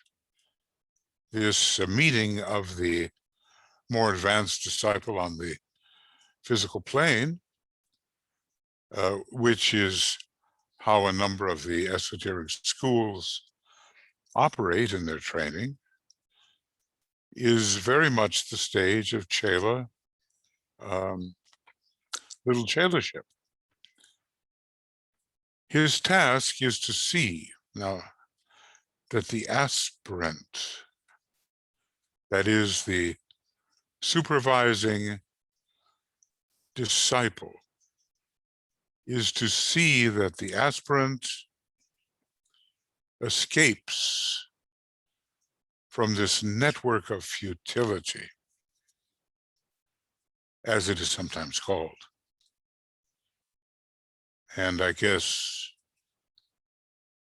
we know something about it, or if we don't think we do, we certainly have the example of others in whom we seem to witness it. Help the aspirant to escape from running hither and thither. It's a third ray mode of action. Rush not from point to point, nor be deluded by that which, what does he say, disappears or passes away. And that he gradually settles down to the later stage of interior investigation. You know, you may think at first that someone out there in the world has something you absolutely have to have. And even before absorbing what your present teacher has, you rush to the next and to the next. Well, that only goes so far. And really the interior investigation, which will reveal the true inner life, is not developed. The aspirant runs from one teacher to another, and he is the example of instability. Now, maybe you look at yourself and you say, yeah, I have settled down. I am investigating the inner life. I know that although there are higher souls than I am who can impart something to me, until I have learned to be self-taught by inquiring the way, I do not really have what it takes to advance on this path. And there comes the Buddha's final sermon, the major theme of which seems to be rely upon yourself. So you can stop and question, are you running from source to source, from teacher to teacher, or are you balancing your relationship with a teacher by internal self-inquiry? Now, DK says many have passed this stage, but it's not a low stage. It is a stage in which the first initiation is either about to take place or has taken place. And we will, passing through it, feel that attraction to this tangible disciple on the outer plane from whom we think we can learn something. And maybe we can settle down and realize you can't learn everything from any one disciple. We learn something, and we learn the most by inquiring the way within ourselves. Inquire the way. Obey the inner impulses of the soul.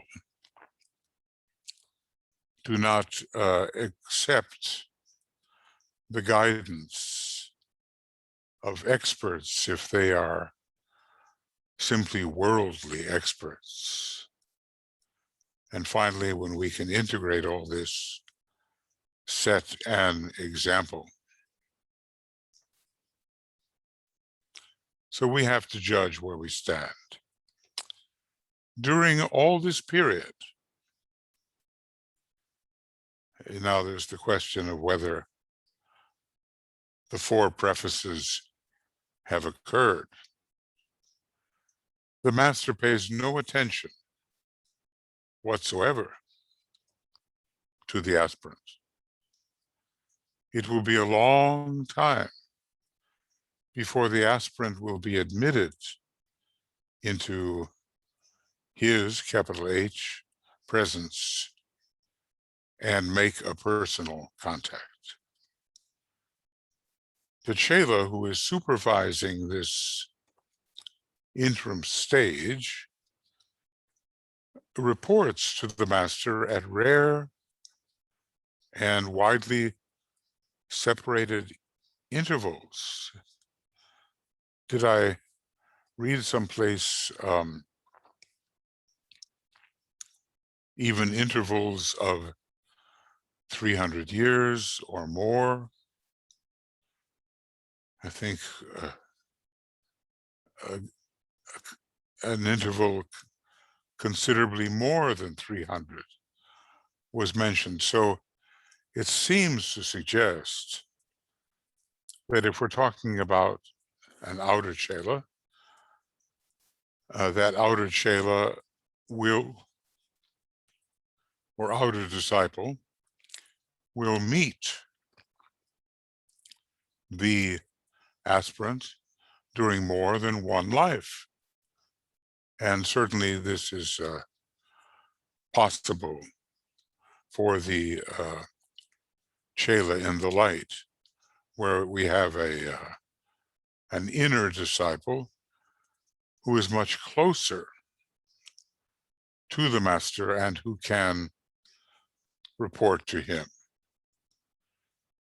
It's all, it seems, well supervised. So the master pays no attention.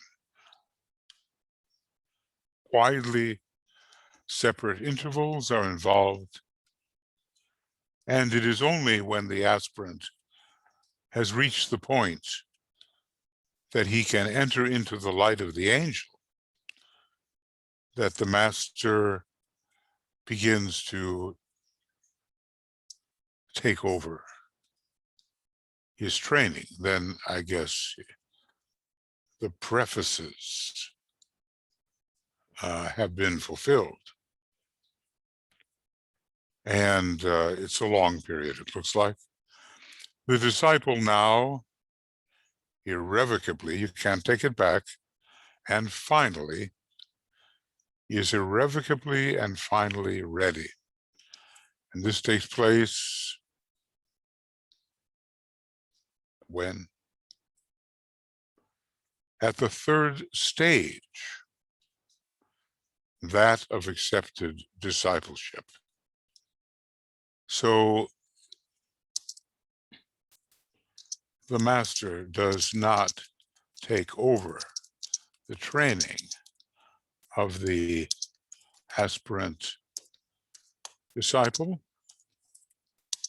until the stage of accepted discipleship. Seems like we're doing a lot of running around in this stage of Little Chelaship and the stage of Chela in the light. Remember, entering into the light of the angel, that's one of the prefaces to the master taking over. The light has flashed forth, and let's see if I get it correctly here.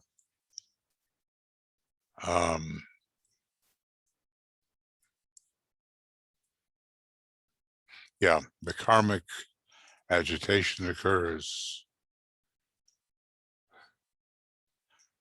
the soul becomes a downward gazing soul. It seems to me that at the same time that the soul, solar angel, angel of the presence, determines that it is worthwhile to be downward gazing, the master too gets involved in the training, and then the light demonstrations, the linking demonstrations, the linking of the greater and the lesser lights, the relating of them. That's the final stage. By that time, the master really is ready, because the student is ready to take over some aspects of the training, and this is called accepted discipleship.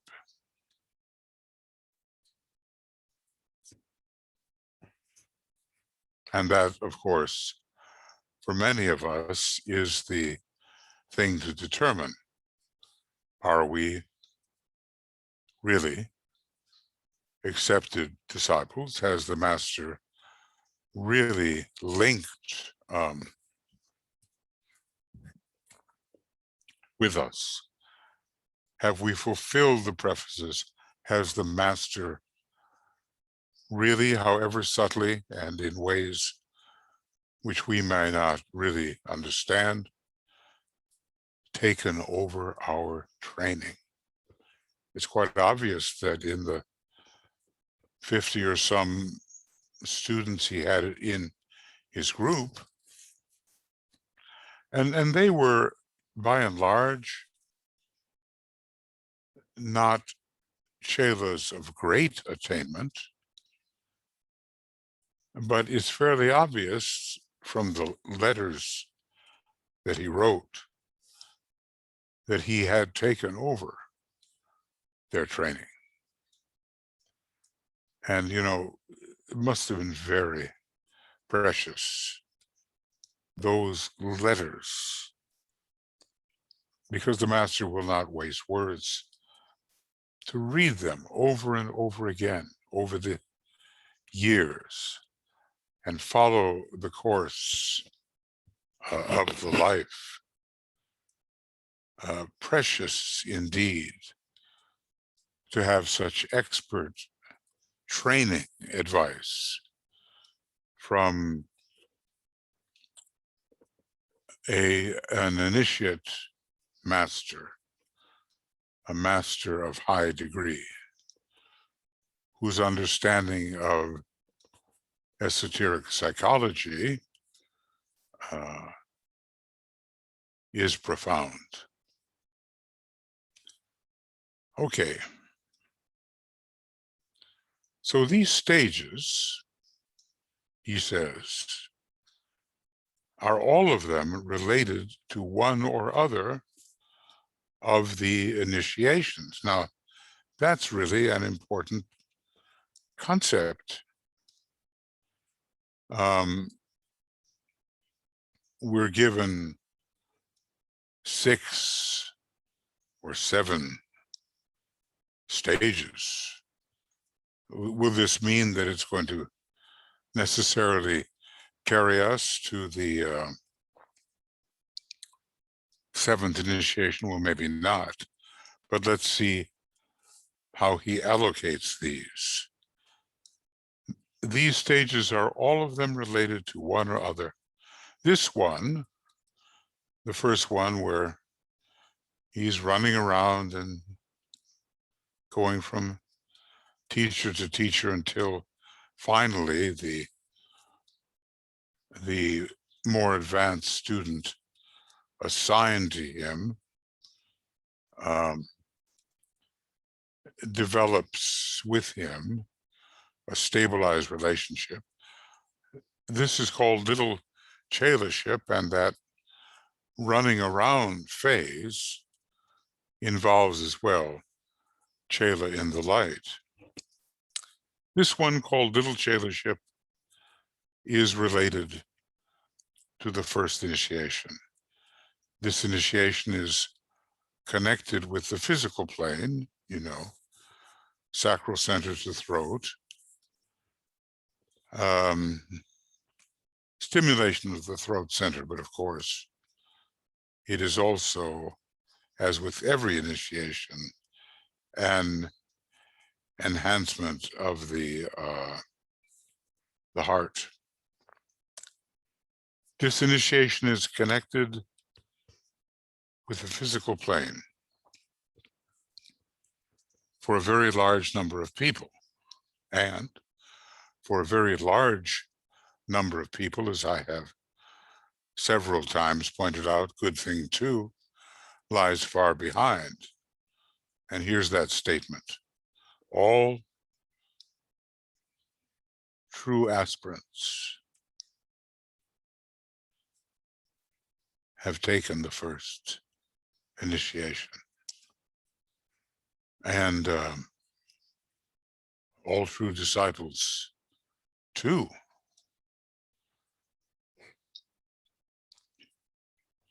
So the Little Chelaship related to the first degree.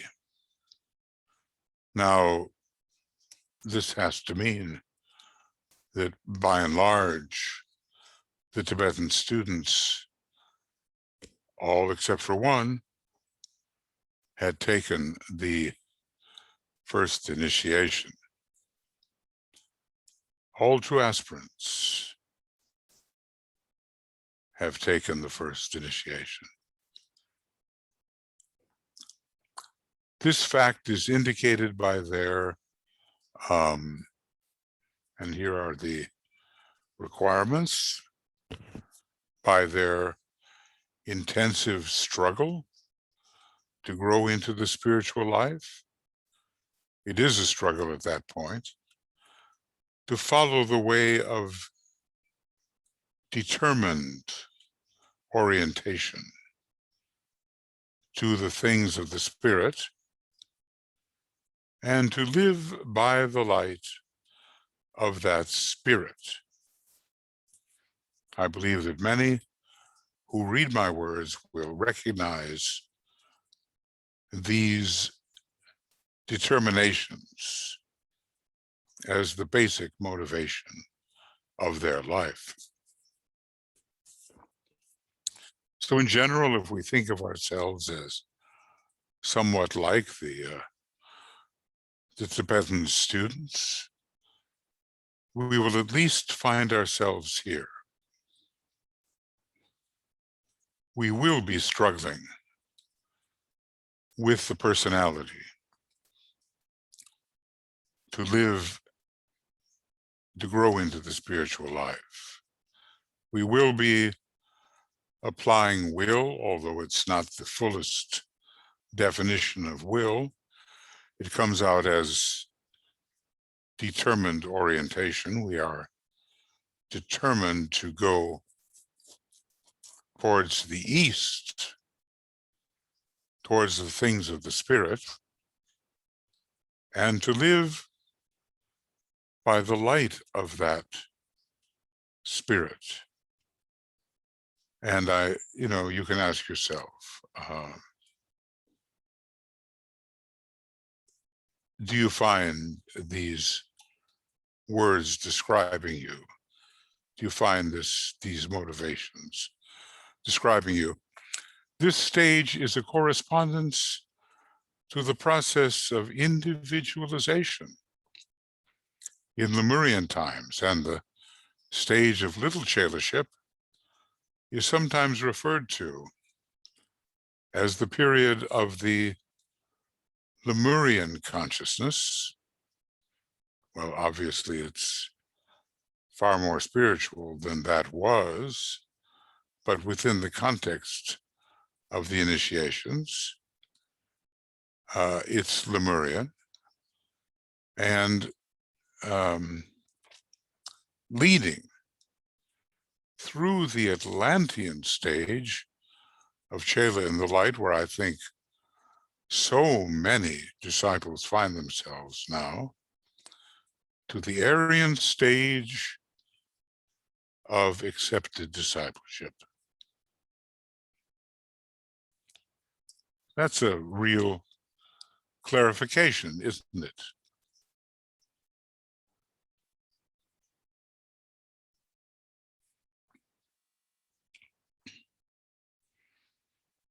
Now, there are certain parallels, naturally, to the Lemurian Atlantean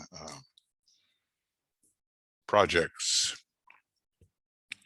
working with the etheric body, working with the astral body, and so forth. But the running around stage is still occurring until we reach some kind of stability, which allows the master to say, okay, yes, I am impulsing, taking control of the instruction of this aspirant. At the stage of accepted discipleship, the third and real preparation for initiation, what did he say? Every true disciple is preparing for initiation, so an accepted disciple must be a true disciple.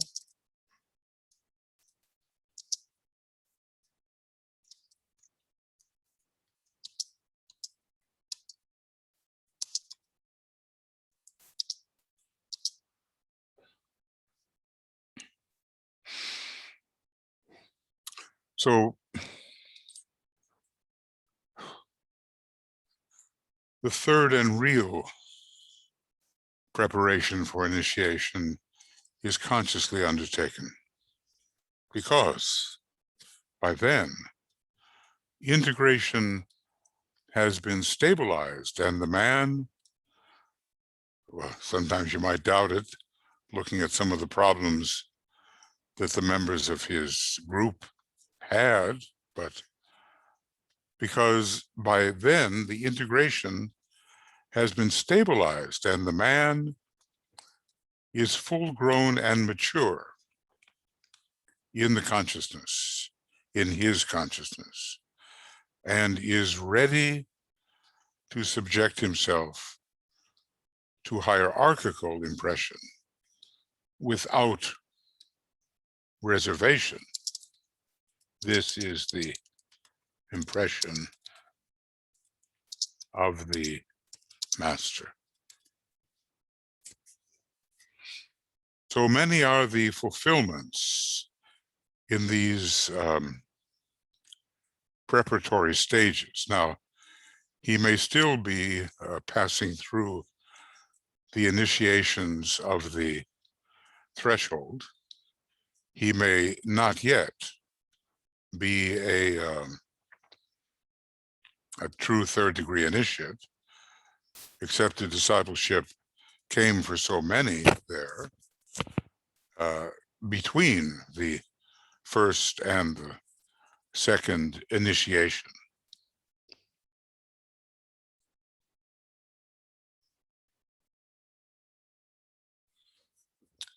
So going on and attending to this statement that the man is full grown and mature in his consciousness. Do we feel that way?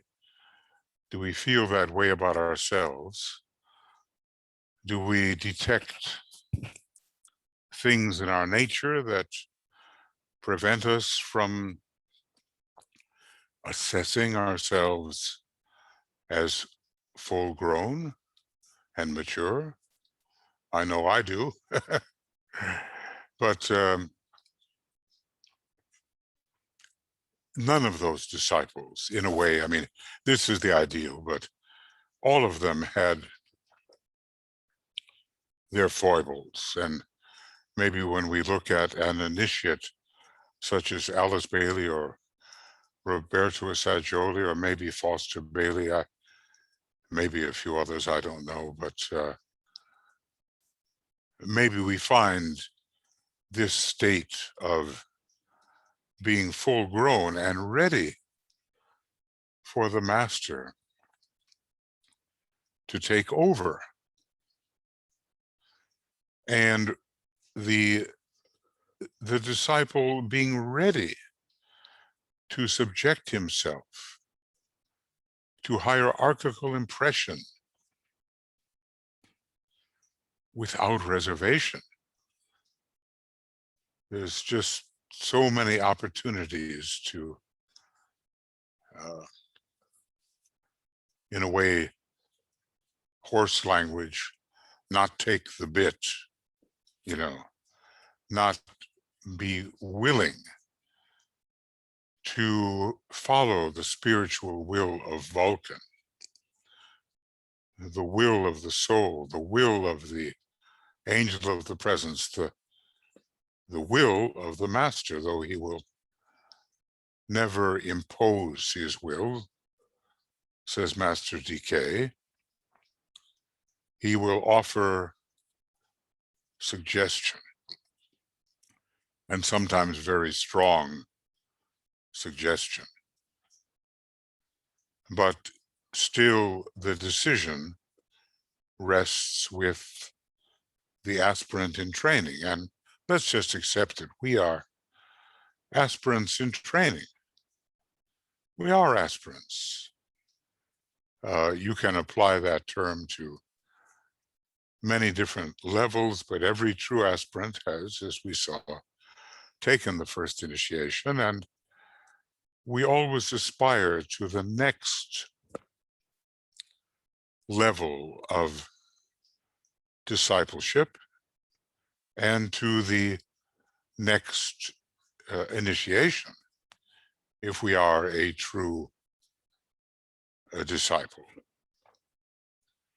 It's a very engaging, demanding, exhilarating enterprise that we are engaged in.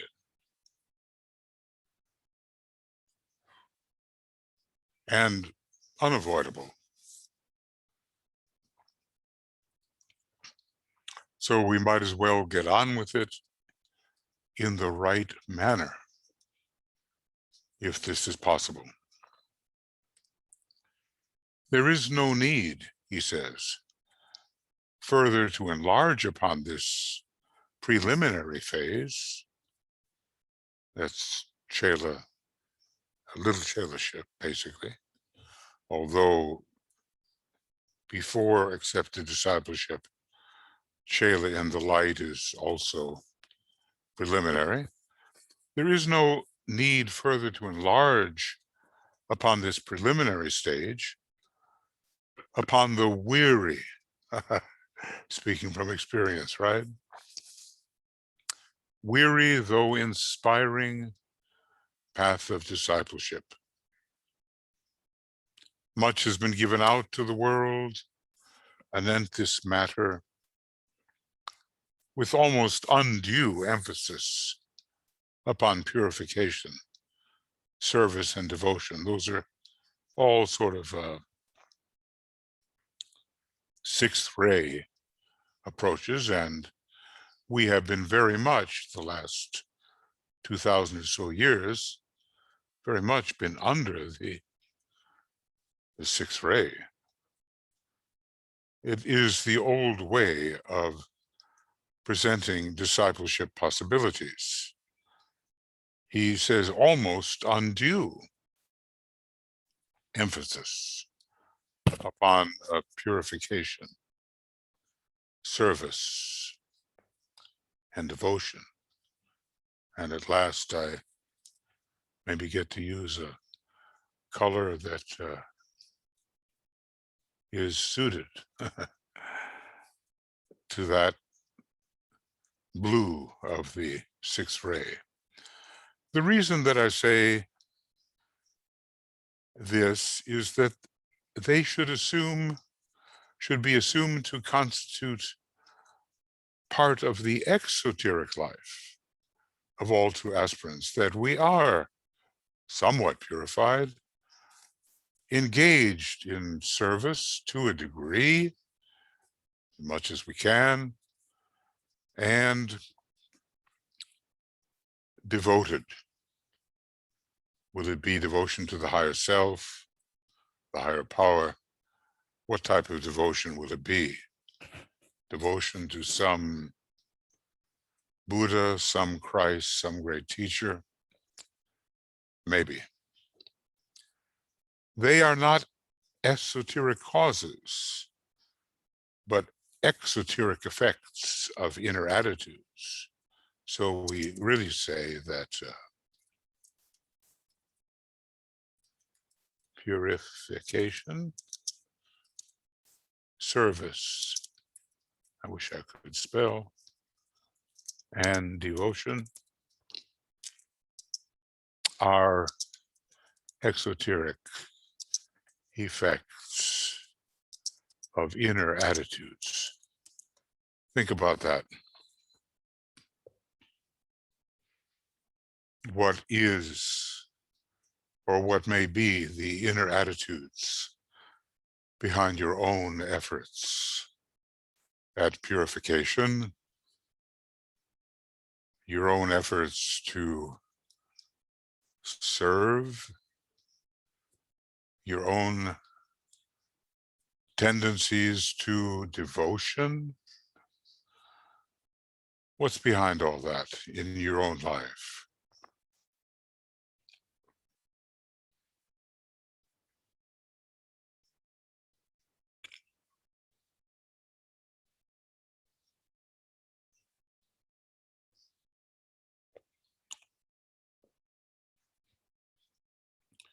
Well, you know, there are higher and lower motives, and even some of the lower motives may be okay. But eventually the true feeling of contacting the inner self as the impelling agent does take over. And we don't just talk about the soul, we live in the soul, as the soul, and with quite a different sense of ourselves than is often the case when we are strictly personalities. As we continue our studies on the 6 stages of discipleship, I would point out anew that for the majority of the aspirants in the world, is this the true aspirant? Is that what he's talking about? And for highly advanced people with the humanitarian consciousness, the first stage lies far behind. And let's remember that between the first and second initiation, during which time you can become the accepted disciple, a long period of time passes. You know, in the life of Jesus, 30 years passed between the birth and the baptism, and then the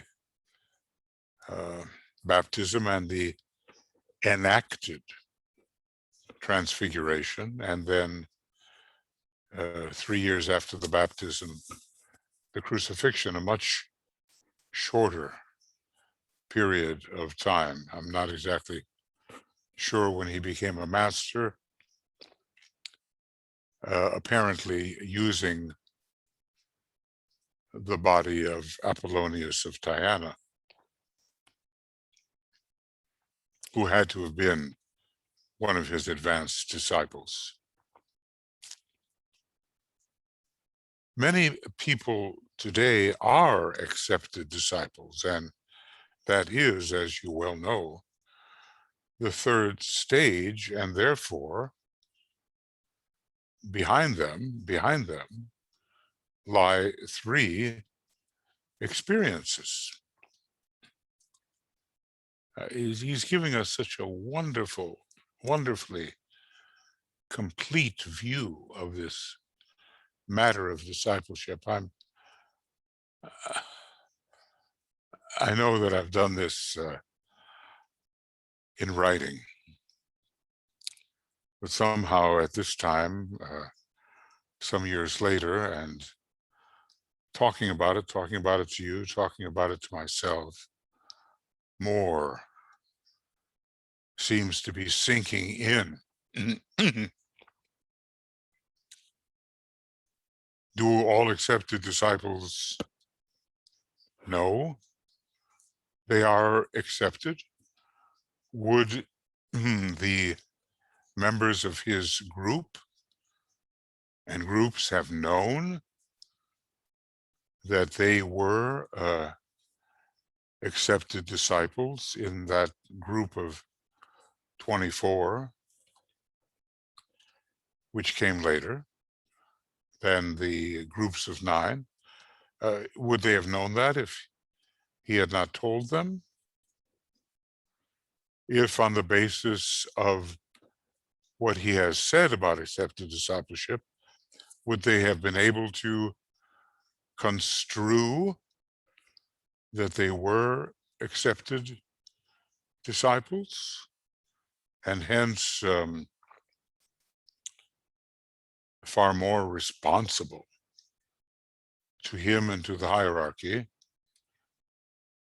than would be a little Chela or a Chela in the light? Well, we'll find out in time. So what are the experiences behind the accepted disciple? So what are the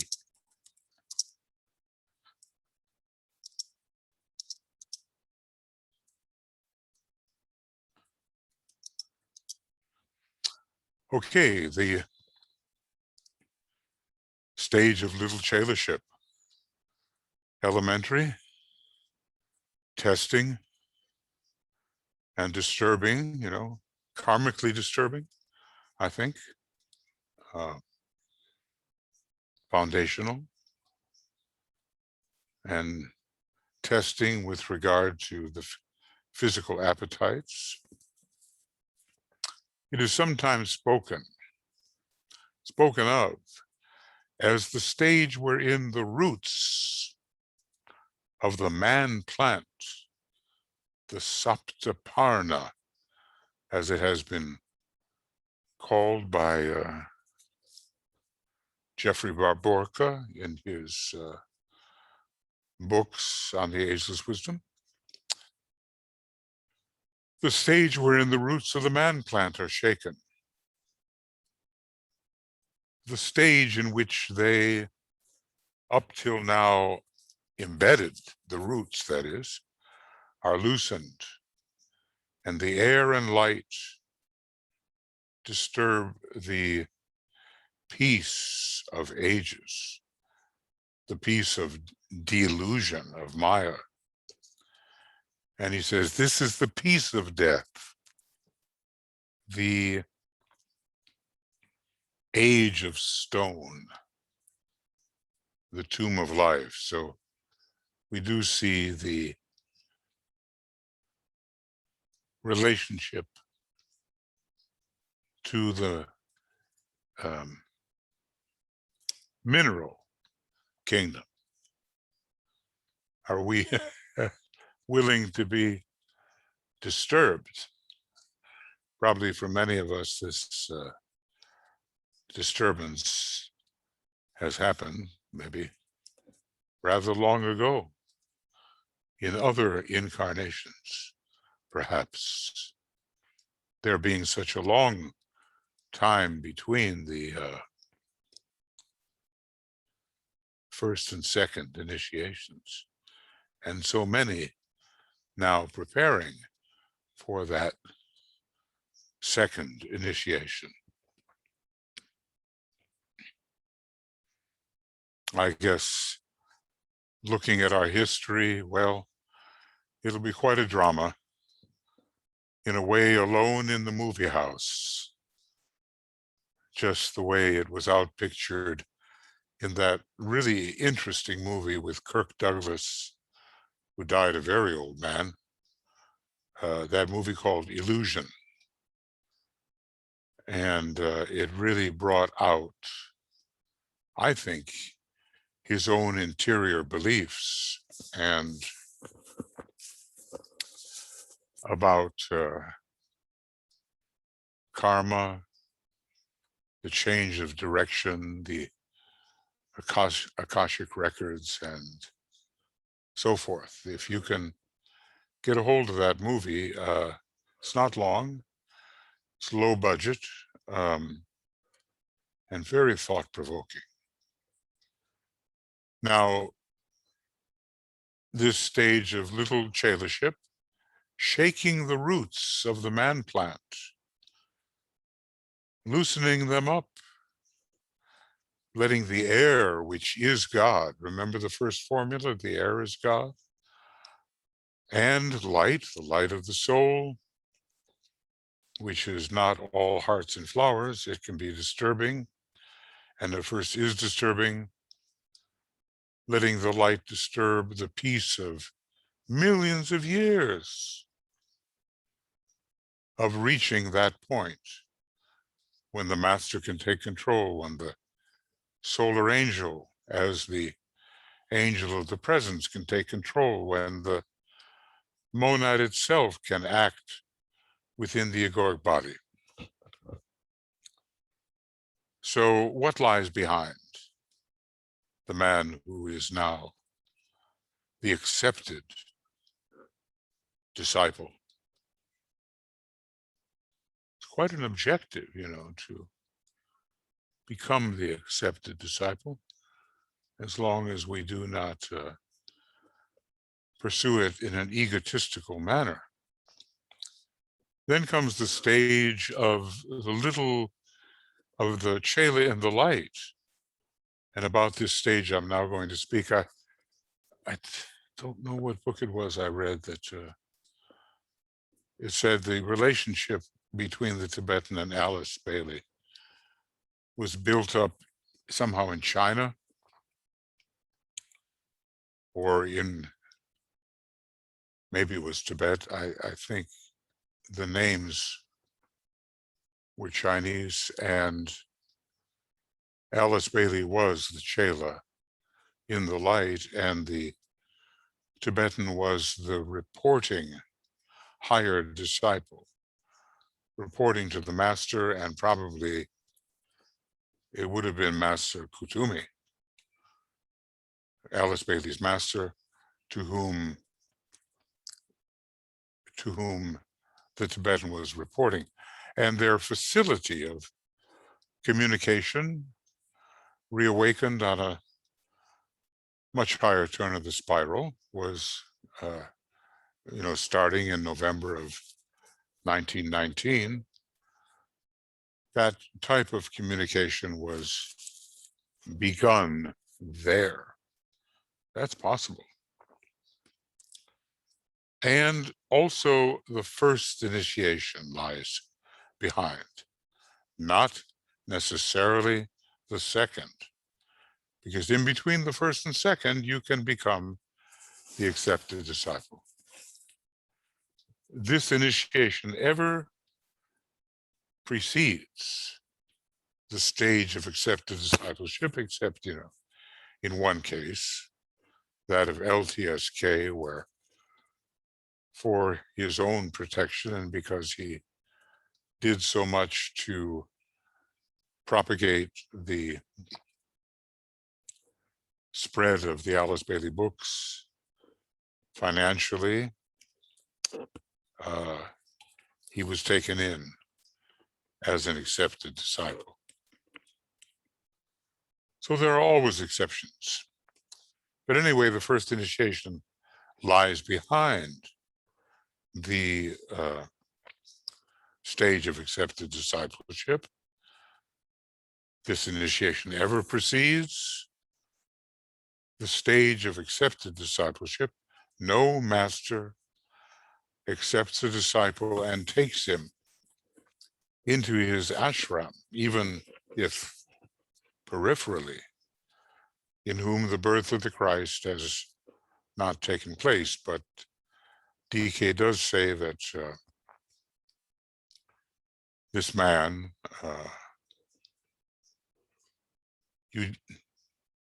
Ernest Suffern, LTSK, had failed to stand before the Christ, at least up to that point. Saul must become Paul. Now that was more, I think, at a later point, because I think Paul was probably a second-degree initiate when, or Saul was, when he was persecutorily pursuing members of the new deviant sect, which later became Christianity. But on the road to Damascus, he was blinded by the light. And DK says, yes, the record bears that out. He became Paul. As the Christian phraseology puts it, the babe within the womb of time emerges into the world of men.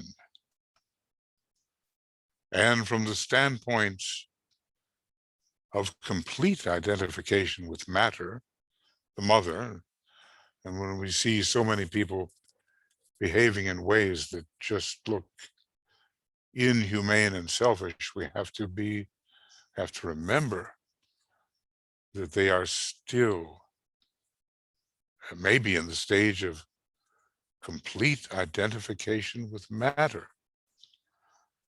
From that standpoint,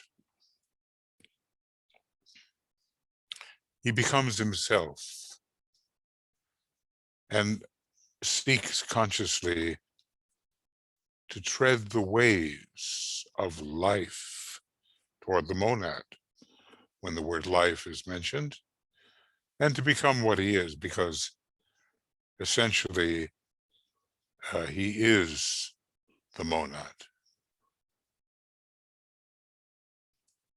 So this also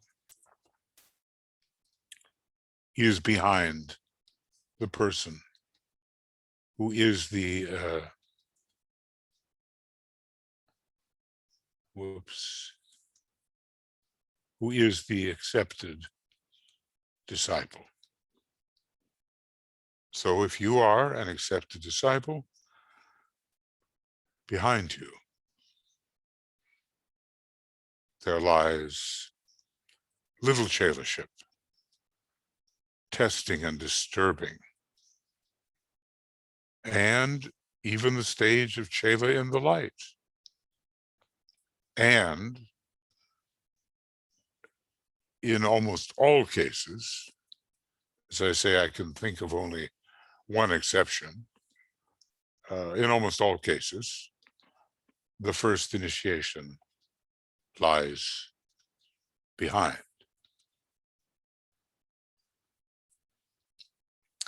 This is an esoteric repetition of the physical process of becoming a separate individual through birth, perhaps, between the stages of isolated individuality and isolated unity lies one to which the name of isolated identity is given. The beginning of being able to understand anything about isolated unity starts around the period of the third initiation. So we seem to have a Lemurian, Atlantean, Aryan sequence going on here. It is with this stage we are concerned, isolated identity, it looks like, and its esoteric implications. Isolated unity describes the stage which the master has reached, albeit that something of that nature began when the monadic impression could be somewhat detected at the third degree or around that time. Isolated individuality, excuse me, is that of the disciple. Isolated identity with the soul is that of the disciple up to and including the third initiation, after which the beginnings of isolated unity can be noticed. So this is really important, this section. And I want to emphasize it through the size of the print.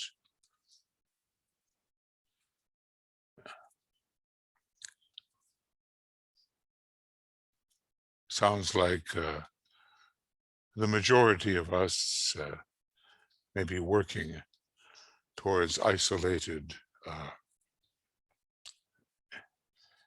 identity. But maybe something of a hint regarding isolated individuality or isolated unity, is coming to us.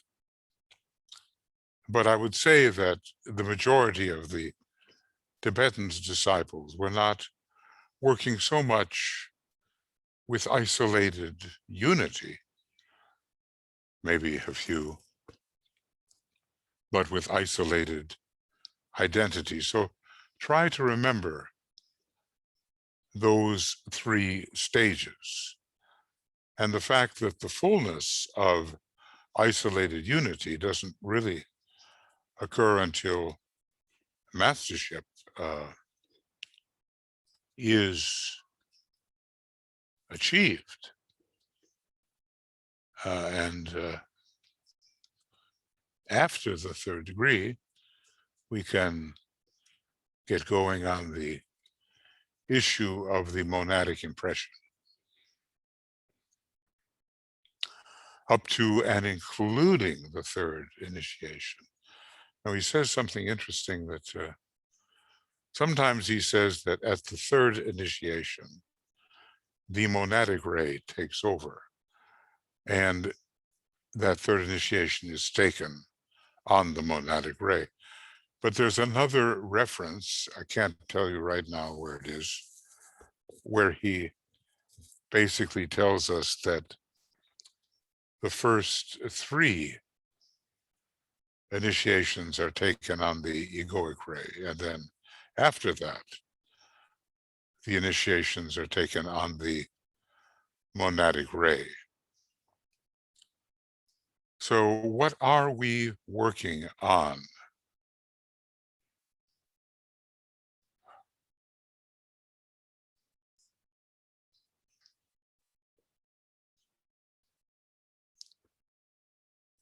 I know in the words of the poet Wordsworth, he speaks of something far more deeply interfused, which is where I got the idea for the word infuception rather than simply perception.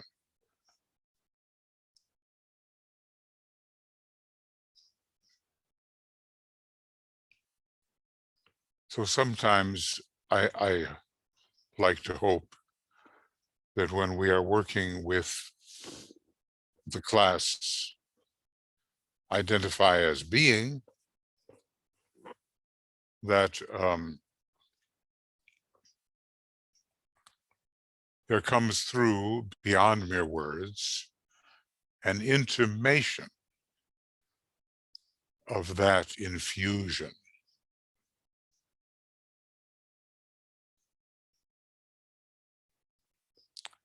It's just probably not what we expect it would be when we're caught in the world of concepts. And most definitely it involves the heart center, or the seat of life. But I think it's very hard to explain unless that intimation comes to you. And it's a surprising, elusive realization, I would say, because sometimes, try as you might, it's just not there. That indicates our limitations. And sometimes suddenly it is there. Master Moria said that the time between sleep and awaking is a very sensitive time, revelatory time, a time which should be used. And I remember in my earlier life when the impression of this oneness came to me as a realization, it oftentimes came between the sleep, deep sleep, and awakening. There was just a flash, a moment, it's all one. However you manage it, and that's not to say it's the full thing, but if there is a way for you to manage that realization, so you can find the times, the places, the images, the whatever that make it even flashingly happen, the blinking of the dragon's eye, the dragon of wisdom. It's a blink. Later, the dragon will keep his eye open entirely.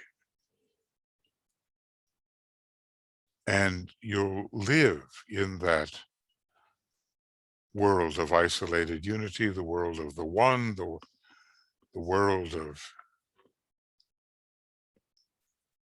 the deeper infusion of whatever it is, that something. You'll live infuception rather than particulate perception, PP, particulate perception. I want to write that down as I'm liable to forget it. We will one day live infuception instead of particulate perception.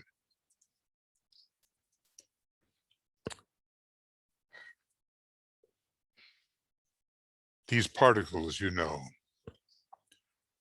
They are an emanation of pure being. And it's possible, however different they appear to be, for them to be registered as non-particulate. And that's a different registration. That's a different life perception. I'm not even saying that the accepted disciple can necessarily find that, but by the time we are reaching towards the third degree or beyond,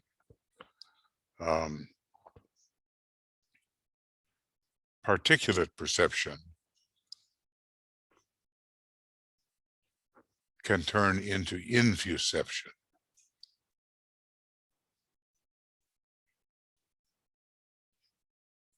So work on it and remain alert, you know. Oh, for some reason I lost my bearings here and was suddenly at the end of everything. Here we are. All right, so here is a little bit about isolated unity. I always, DK sometimes says, well, it's not a great title.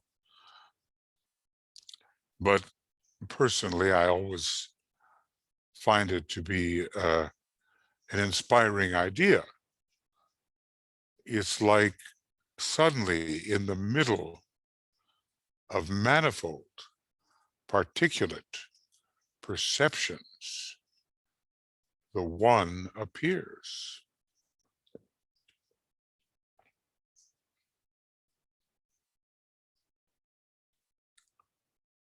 And I don't think we can explain it in terms of form. Forms just begin to revert to the original stratum of being out of which they arose. So a few more things here. As you can tell, I'm making a long program this time because physically I feel that I can, which has not been the case for a while. Isolated unity is the consummation of the Aryan consciousness. So is mastership. Isolated identity is related to the Atlantean consciousness from the angle of the higher correspondence. Because, you know, the soul and the buddhi are particularly connected with the Atlantean consciousness. Monad to mind, soul to astral, personality to physical. So he's explaining this to us now. Obviously, the Tibetan himself is living in a state of isolated unity. Isolated unity is connected with the mental plane, and shockingly, is governed by the fifth ray of concrete knowledge and science,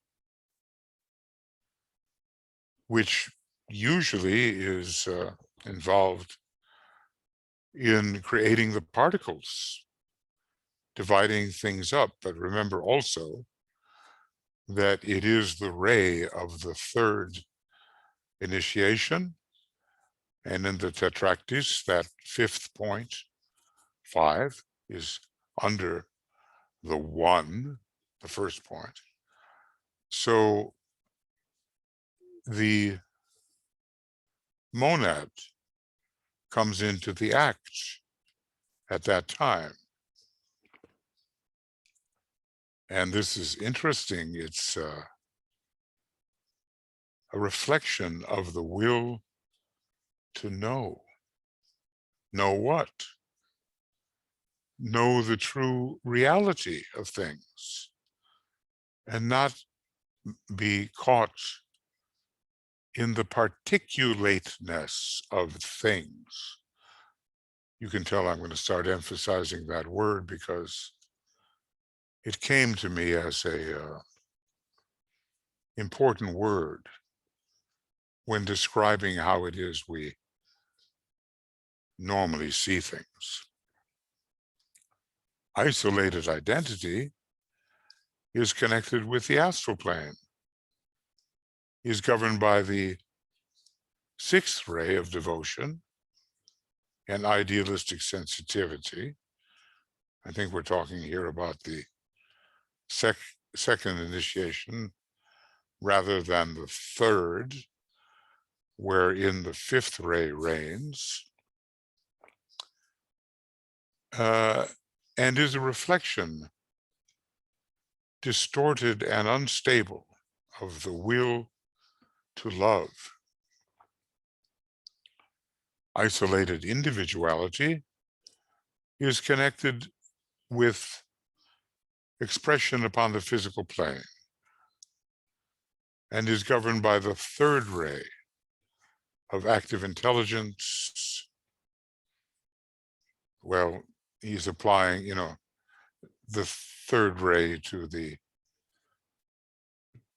Lemuria, and it is to be applied, and to the first initiation, it is to be applied. But so is the seventh ray, and in a sense, the fifth ray. But anyway, isolated individuality is a reflection, again, distorted and unsure, of the will to be. Now, that is a very high form of will. Sometimes I consider that to be the highest form of will, the will to be.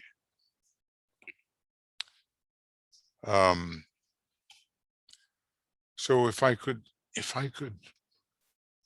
I don't have an orange color, but I have something. I guess I'll use yellow. Isolated identity, the will to love,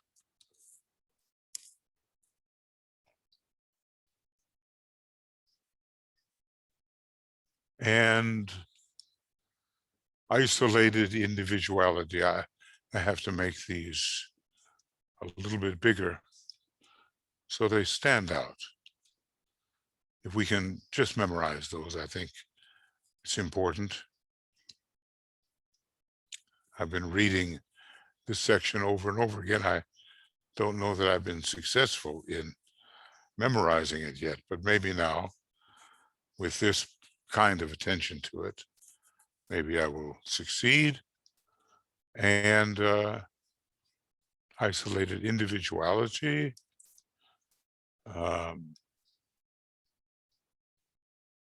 because we emerge into the human kingdom through isolated individuality, and that emergence is the reflection of the will to be. And we become aware that we are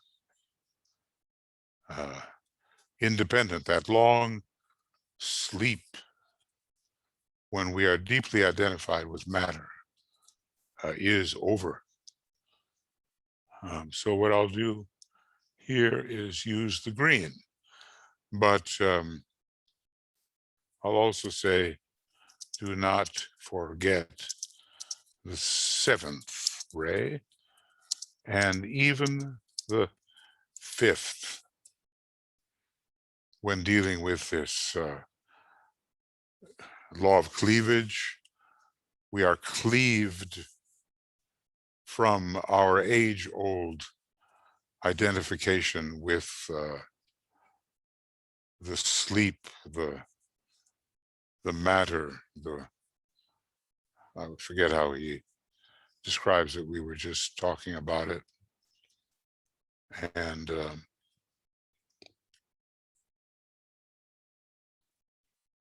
yeah, the peace of ages, the embedded state, the roots. The roots are hidden away from the light until we go through the shake-up, which a lot of people even now are passing through.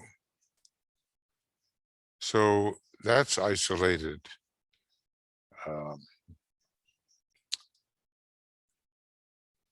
isolated individuality. That's that. Isolated identity, Atlantean, soul conscious, yes.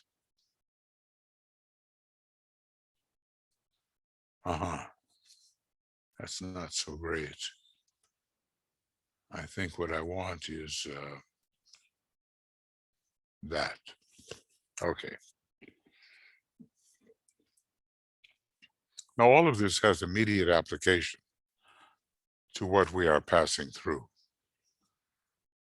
If we're really a true aspirant, and if we're making progress on the path of discipleship, our life is not an easy one.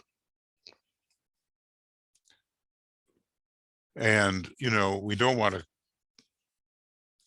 complain about it, but it just isn't going to be easy. Because always there's a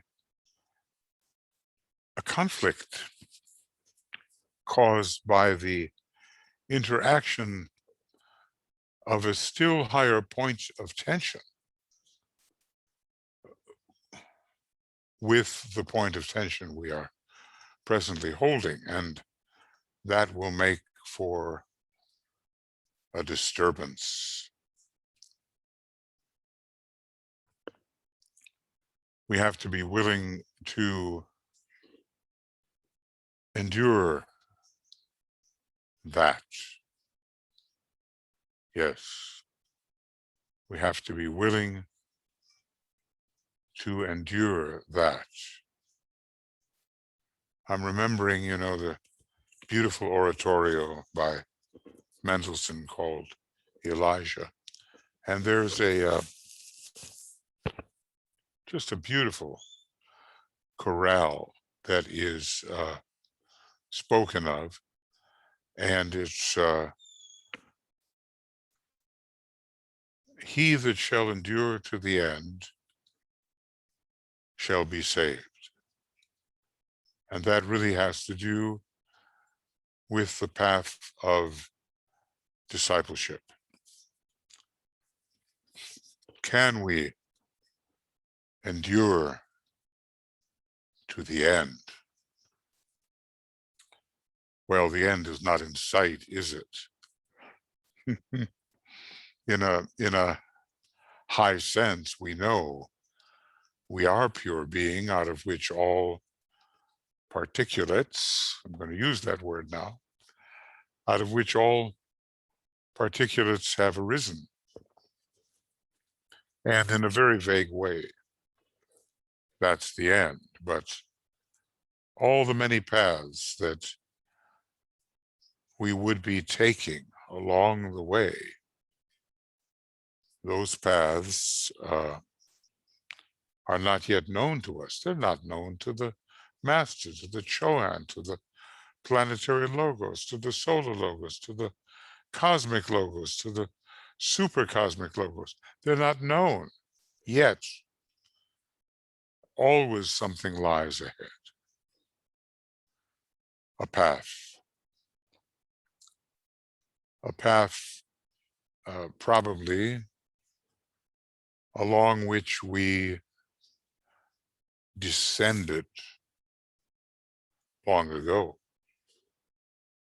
and forever, because universes are apparently, according to the doctrine of the Great Breath, intermittent and cyclic. So the true history of what we are has been a beginningless foreverness, which is more than the mind can grasp. A beginningless foreverness, and of course an endless foreverness. Isolated unity. I wrote a song about that. Actually, I like that song. No, you don't necessarily like all songs you may write, but this one I do like. And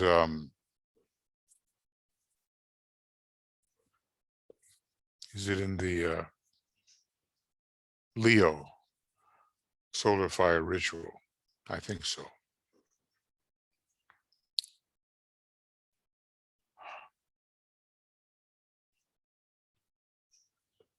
See, if I was doing things correctly, this would be the time for me to play for you, as part of the recording, that song.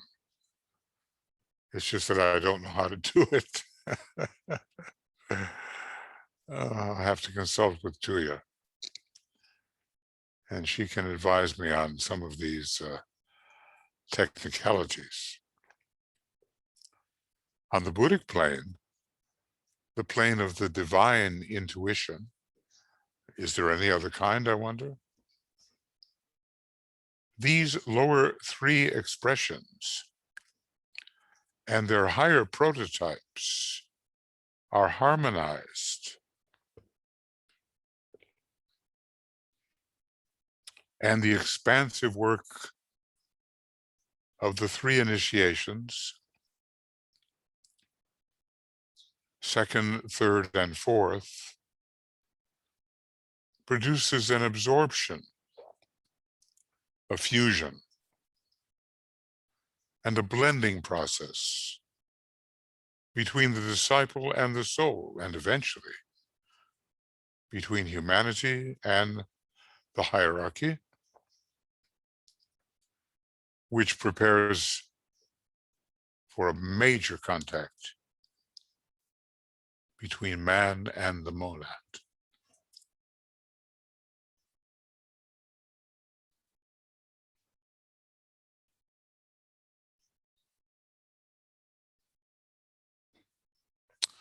Isolated individuality and its higher correspondence, the will to be, isolated identity, and probably its higher correspondence related to Buddhi, and isolated unity. What's that related to? Something monadic, finally, I think. But anyway, different initiations occur in relation to these three. And the first even though isolated individuality is the modus operandi of entering from the third to the fourth kingdom of nature, it is related to the first initiation. Isolated identity to the second initiation, and isolated unity in its initial stages to the third initiation. but the blending, fusing, absorbing process is occurring.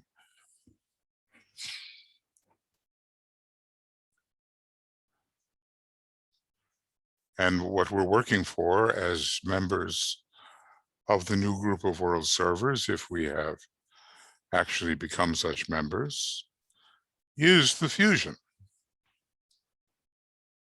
the blending between humanity and hierarchy. So the Buddhic plane, it's the plane of major expression for the human monad, is very important.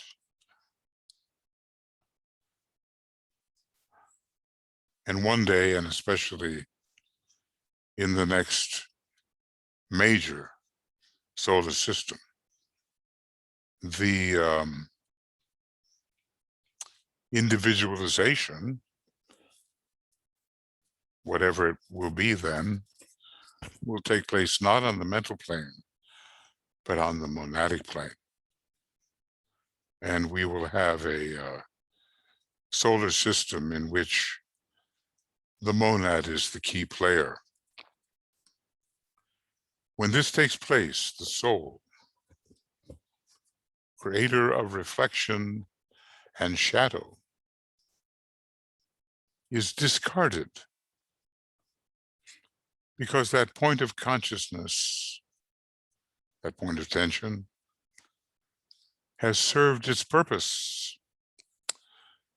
The shattering of the causal body by one of 7 means, as is revealed in the beginning part of Letters on Occult Meditation. The shattering of the causal body takes place, and naught is then left but the fully conscious form and spirit. So this is kind of the body of light, and it's in the 160s, late 160s of a treatise on cosmic fire, this is discussed. Until, however, man has taken the higher initiations, he cannot comprehend the significance of the above comments. Well, that would be the 4th and 5th initiations. And DK, I suppose, is assuming that there will be readers who have gone that far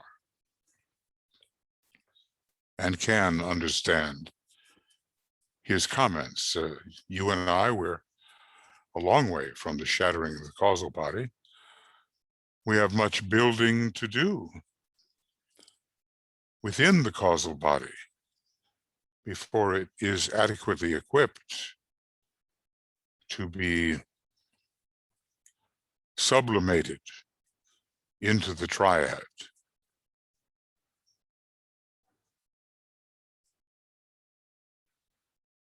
I think it's page 169 where this body of fire is discussed in a treatise on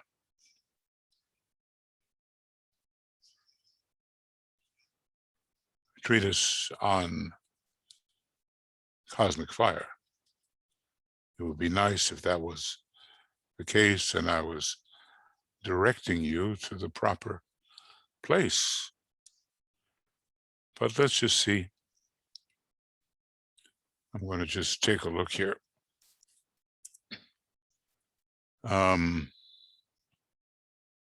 This is cosmic fire. And I'm not exactly sure. Oh, it's a little earlier. It's a little earlier than 169. It's 166. And I'm going to actually show it and try to remember to go back to where I belong. The centers are formed entirely of streams of force pouring down from the ego, who transmits it from the monad. So right away we know that the monad is the life. In this we have the secret of the gradual vibratory quickening of the centers as the ego first comes into control or activity, and later, after initiation, true initiation, that of the third degree, the monad comes into control, thus bringing about changes and increased vitality within these spheres of fire or of pure life force. The centers, therefore, while functioning properly, or when functioning properly, form the body of fire, which eventually is all that is left, first to the man in the three worlds and later to the monad. This body of fire is the body incorruptible. What else is said here? From the Bible, 1 Corinthians 15:53. Is the body incorruptible, about which many fables concerning resurrection have been applied, but this is a much more, deeply occult understanding. The body of fire is the body incorruptible or indestructible, spoken of by St. Paul, and is the product of evolution, of the perfect blending of the three fires, which ultimately destroy the form. I mean, the fires of the atomic triangle are involved there, and also, I suppose, they are reflecting the three fires of the triad. When the form is destroyed, there is left this intangible spiritual body of fire, one pure flame, distinguished by 7 brilliant centers of intenser burning. The electric fire is the result of the bringing together of the two poles and demonstrates at the moment of complete at-one-ment the occult truth of the words, our God is a consuming fire, from Deuteronomy 4:24, and Hebrews also 12:29. Well, that's what I wanted to show you. This this body that is basically a fiery projection of the monad, and eventually, after the higher initiations, after the fourth, and maybe by the fifth initiation, this body incorruptible appears. St. Paul had not yet achieved it fully, I think, but he knew. And before long, he had achieved it, becoming, was it Iamblichus, and then Master Hilarion? One day we will know the more detailed progress of some of are great exemplars. And maybe there's plenty that we can learn from them.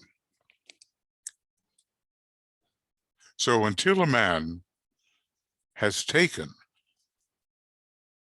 the higher initiations, he cannot comprehend the significance of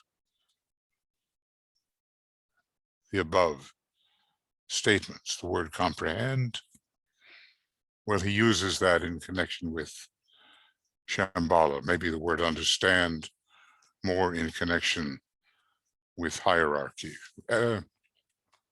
Turn to meditation 4 in discipleship in the New Age, and you'll see it there. So this is the body of fire.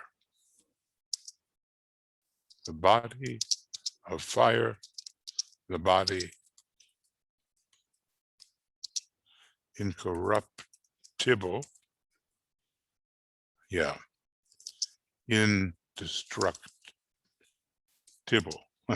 Okay.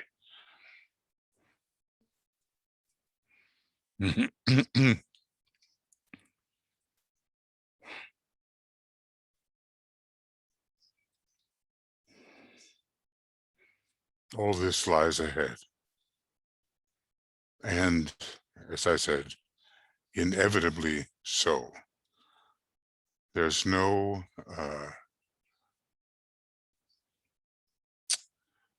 evasive way to travel this path. One does not skip steps.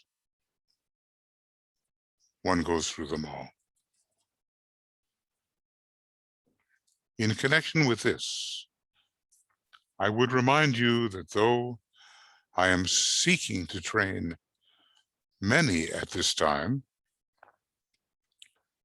for further expansions of consciousness, I am writing primarily for the future and for those disciples who, in years to come, maybe many years, will read my words and find their way into ashrams of the masters. The hierarchy builds for the future. It is not occupied with the present. All that it does is done with the intent to open the way into the wider and more expansive world. Humanity is occupied with the things of the present, and let's say that's under the best of circumstances. Oftentimes humanity is clinging to the past. The hierarchy is working and laying plans for the future. Shamballa is engrossed with the eternal now and with the dynamic life which has created the past, which controls the present, the center of illusion, and with the future. You may perhaps gain some idea or picture of the conditioning life of Shamballa if you will study the present era of human living. Well, let me, what I'll do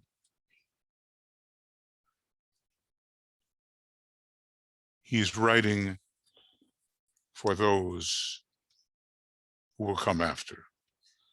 Maybe we're beginning to be some of those, but you can understand that so deep is the Tibetan's tuition, his teaching, that it will last, or should last, a long time. The hierarchy is building for the future. Okay. So let's get a good color on that one. Humanity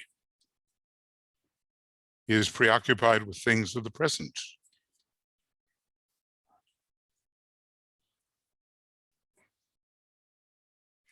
And we can certainly see that it's difficult for many human beings to think ahead. And certainly it's difficult for them to think in esoteric terms.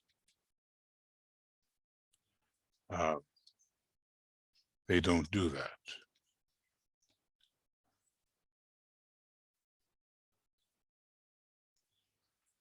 And hierarchy is working for the future. Okay, again, we'll use that, oh my. What I'll do, I know some of you may lose patience with my attempt to get some kind of color consciousness going here. And Shamballa. And this is, well, it's hard to understand, isn't it? Shamballa is engrossed with the eternal now.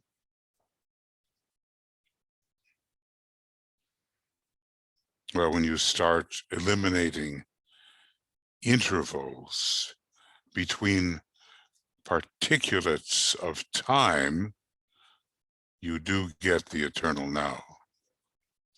Everything overlaps. But just to have the words is not sufficient. Is engrossed with the eternal now and with the dynamic life, being, which has created the past, become the past, I would say, which controls the present, the center of illusion. It's the Mayavic moment. I'll put that down.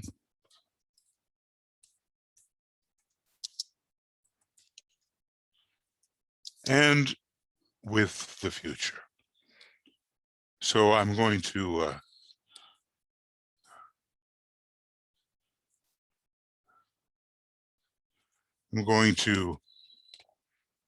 put this into red.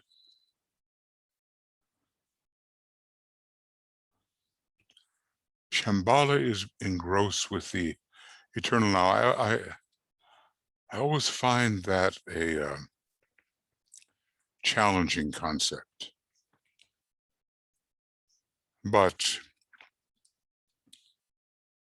it is possible to eliminate boundaries between particulate moments. And if boundaries are eliminated between moments, then superimposition of all moments results, which is maybe another way of describing the eternal now. Shamballa is engrossed with the eternal now and with the dynamic life which has created the past, and that is being, which controls the present, the center of illusion. We are misguided if we think that the revelations to our perception are the true realities. So he says, study the present era of human living. Okay, let's look at it. In it, people with the Lemurian consciousness focused on the past and concerned with the physical plane are present. Okay. That is the truth. It is the case. These people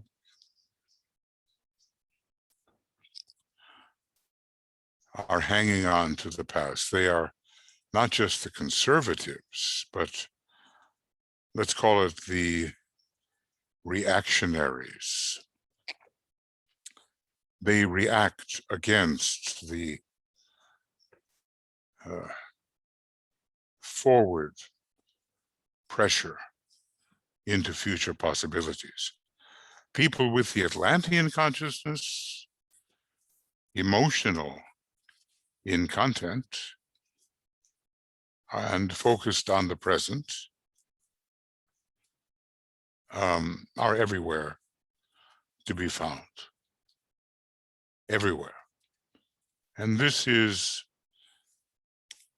the people who are presently so bewildered by these false theories and conspiratorial thinking. They are swept by their desire to sustain power and to sustain that which is for them emotionally comfortable. The past, the present, and people who are definitely Aryan.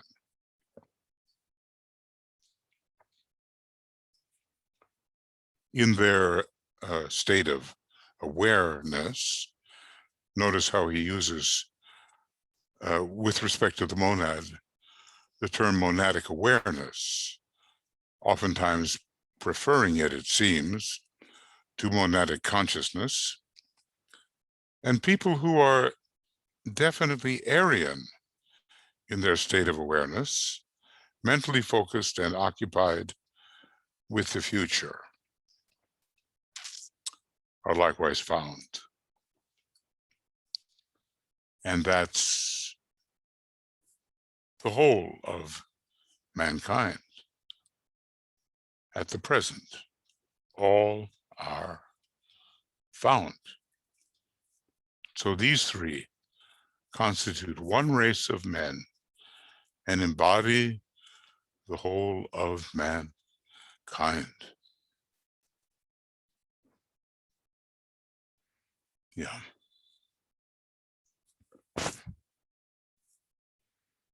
Okay. Let's see if I can get this straight. Hope so.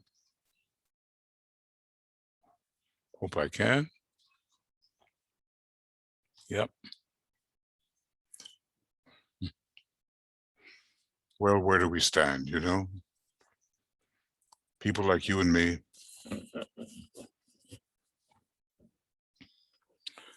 Hopefully we are emerging from the first two conditions, having emerged from the first long ago, having emerged from the second not so long ago, and involved with the divine plan. The hierarchy, we were told, ever thinks in terms of the future.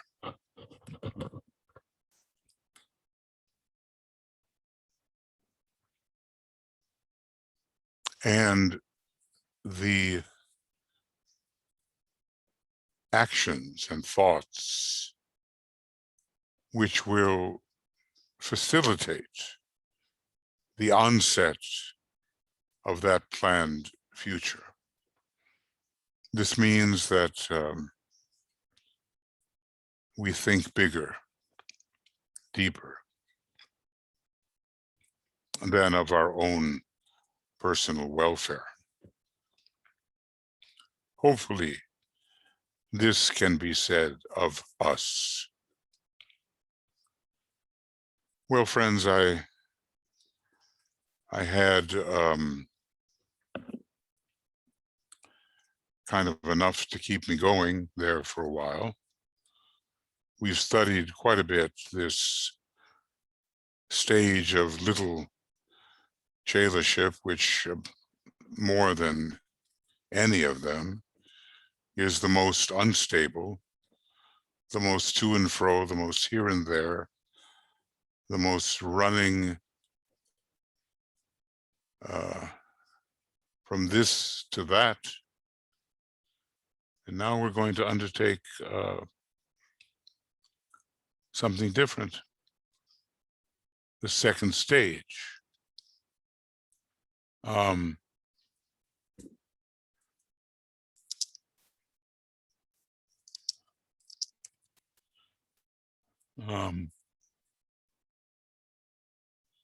Let's see if I can get this properly. I want to show you the quote. It's about rushing around. Rush. Not from point. There it is. Well, here it goes. And I'll demonstrate it. Here it is. Maybe a little small. The word goes forth from soul to form. Be still.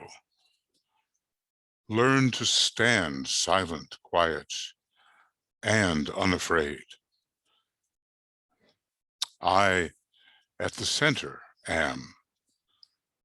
Look up along the line and not along the many lines, which in the space of eons you have woven. These hold thee prisoner. Then here's the point. Be still. Rush not from point to point, nor be deluded by the outer forms and that which disappears. Behind the forms, the weaver stands, and silently he weaves. Well, you know, so many of us are under the spell of the third ray. It's the foundational ray, and it has led us into the condition when we can begin to develop the presented attribute of love. So this idea of intelligence is fundamental, but misused, it has its liabilities. And since it is governed by the principle of selection rather than slow conditioning and imposition, it rushes to get this, get that, here, there, everywhere, nor be deluded by that which passes away. That is the problem. Nor be deluded by the outer forms and that which disappears. So, because we at first are still subject to the momentum of the last major solar system, we tend to behave in this scattered manner, and we do not achieve the stillness that will reveal the nature of God, of the one who stands behind all of the activity of apparent particulates. Okay. Well, we have reached the point, I think. And we're going to begin part 5. Very interesting because it involves so many of us, I think. And then comes accepted discipleship with part 6. So he's really going into detail here, you know, and it's sufficient to give us a very deep understanding of these stages through which we not only must pass, but are, I would say, in the case of everyone who sticks with Master DK's teaching, through which we are passing.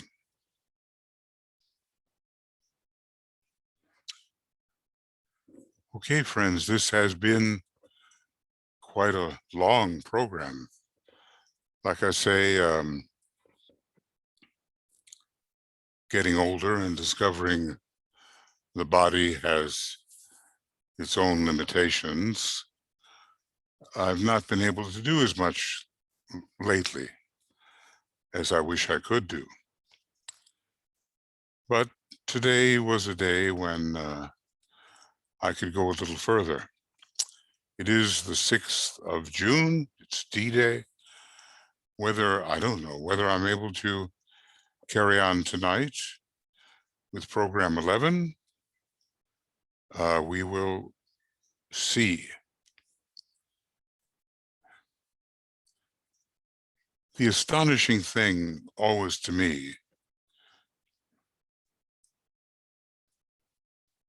is how much Master DK knows about the process of really training disciples for initiation, of training aspirants to become disciples, of training probationary disciples and true aspirants for becoming accepted disciples. He seems to leave no stone unturned. And he gives us all that at this time we can profitably use to avoid the,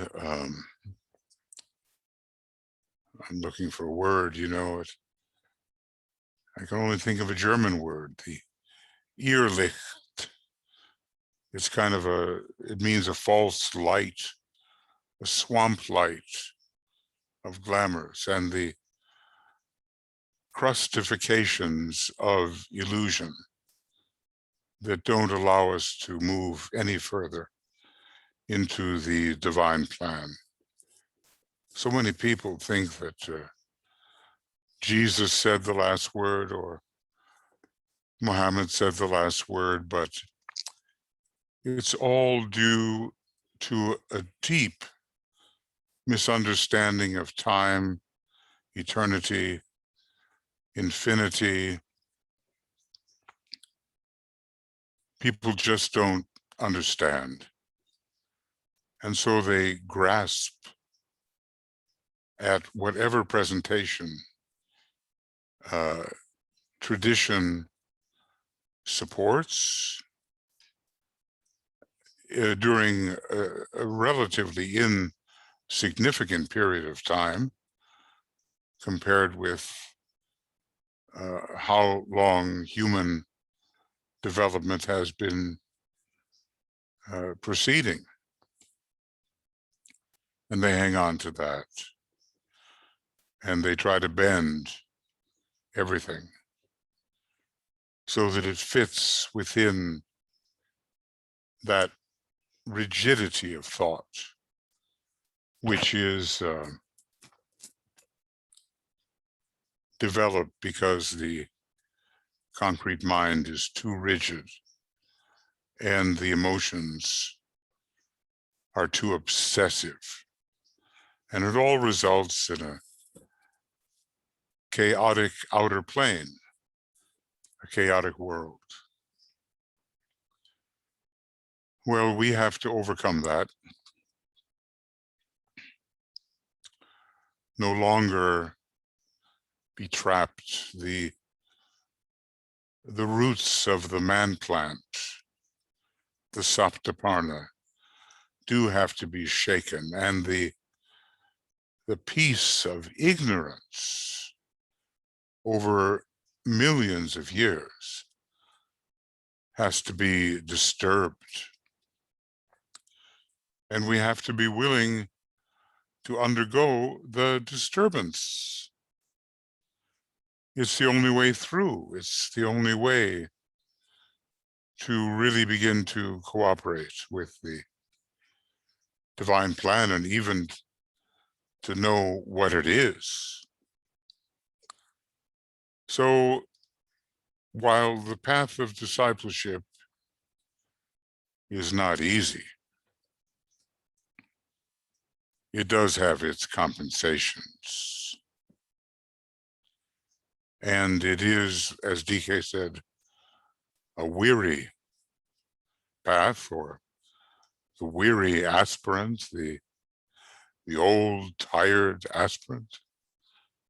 But it's a path of inspiration as well. So it's our goal to try to bring into the high estimation of the ageless wisdom, it's valuing as many suitable people as may be possible. And then we will be able to, as they say, shake ourselves loose from the past. And also, what do they say? Shake the dust from off thy feet. Well, probably in those days it was more sandals and a lot less shoes that, in fact, made it possible to tread the dusty path a little less affected by the dust. We can make the analogy. So here we are presented by the Tibetan with this immense study. And although many details are necessarily left out, because he cannot in good conscience, and until teachers are appearing in physical form, he cannot give them to us. That would be too dangerous for unwise experimenters. Even though many details are missing, we have been given so much. If we can only appreciate what we've been given. I remember sitting on a beach or a chair, bench on a beach in Maine 49 years ago, and making my application to the arcane school. I could hardly believe that there would be a school that would train people in discipleship, in basically what I had been reading over some months. I could hardly believe it. And so a cycle has passed, and the further I go, the more grateful I am. for what DK and behind him Master Moria and Kuthumi have decided to offer to humanity. They were allowed to do so, though a number of the masters, I guess, felt humanity was not quite ready, and whether they were correct or whether DKM and KH were correct, well, this will be proven in time. But a great opportunity now lies before us, which our ordinary and daily life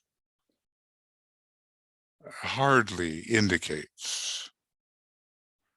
We are so involved, still shaking the roots free of the mud of the past. But meanwhile,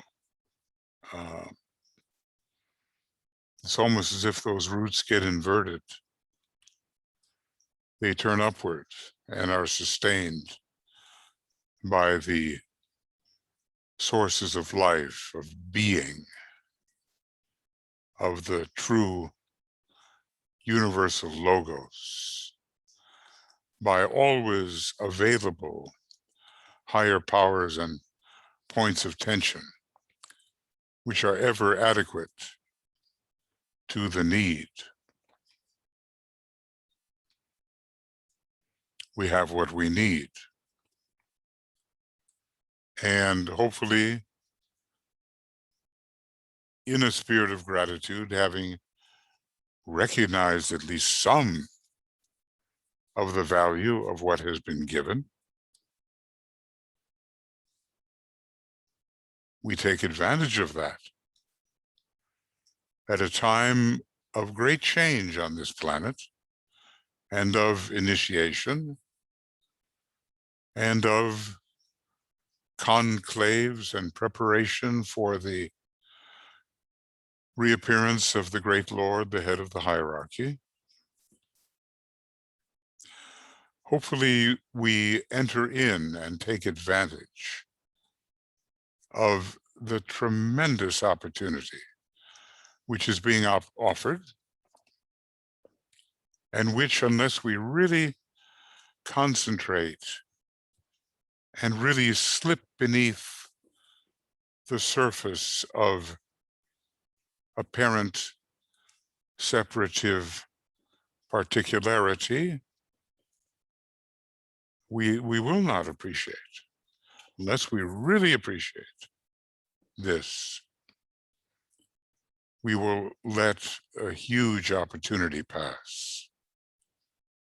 So if nothing else, let there be a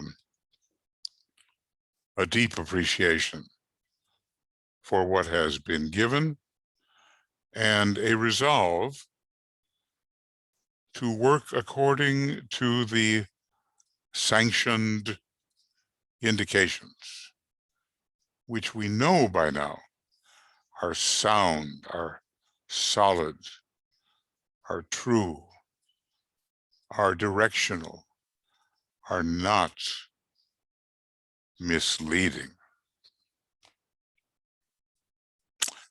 Okay, friends, so we've gone up to part 5 here. We're ready to begin this stage in which so many people find themselves, the stage of, well, isolated identity, the stage of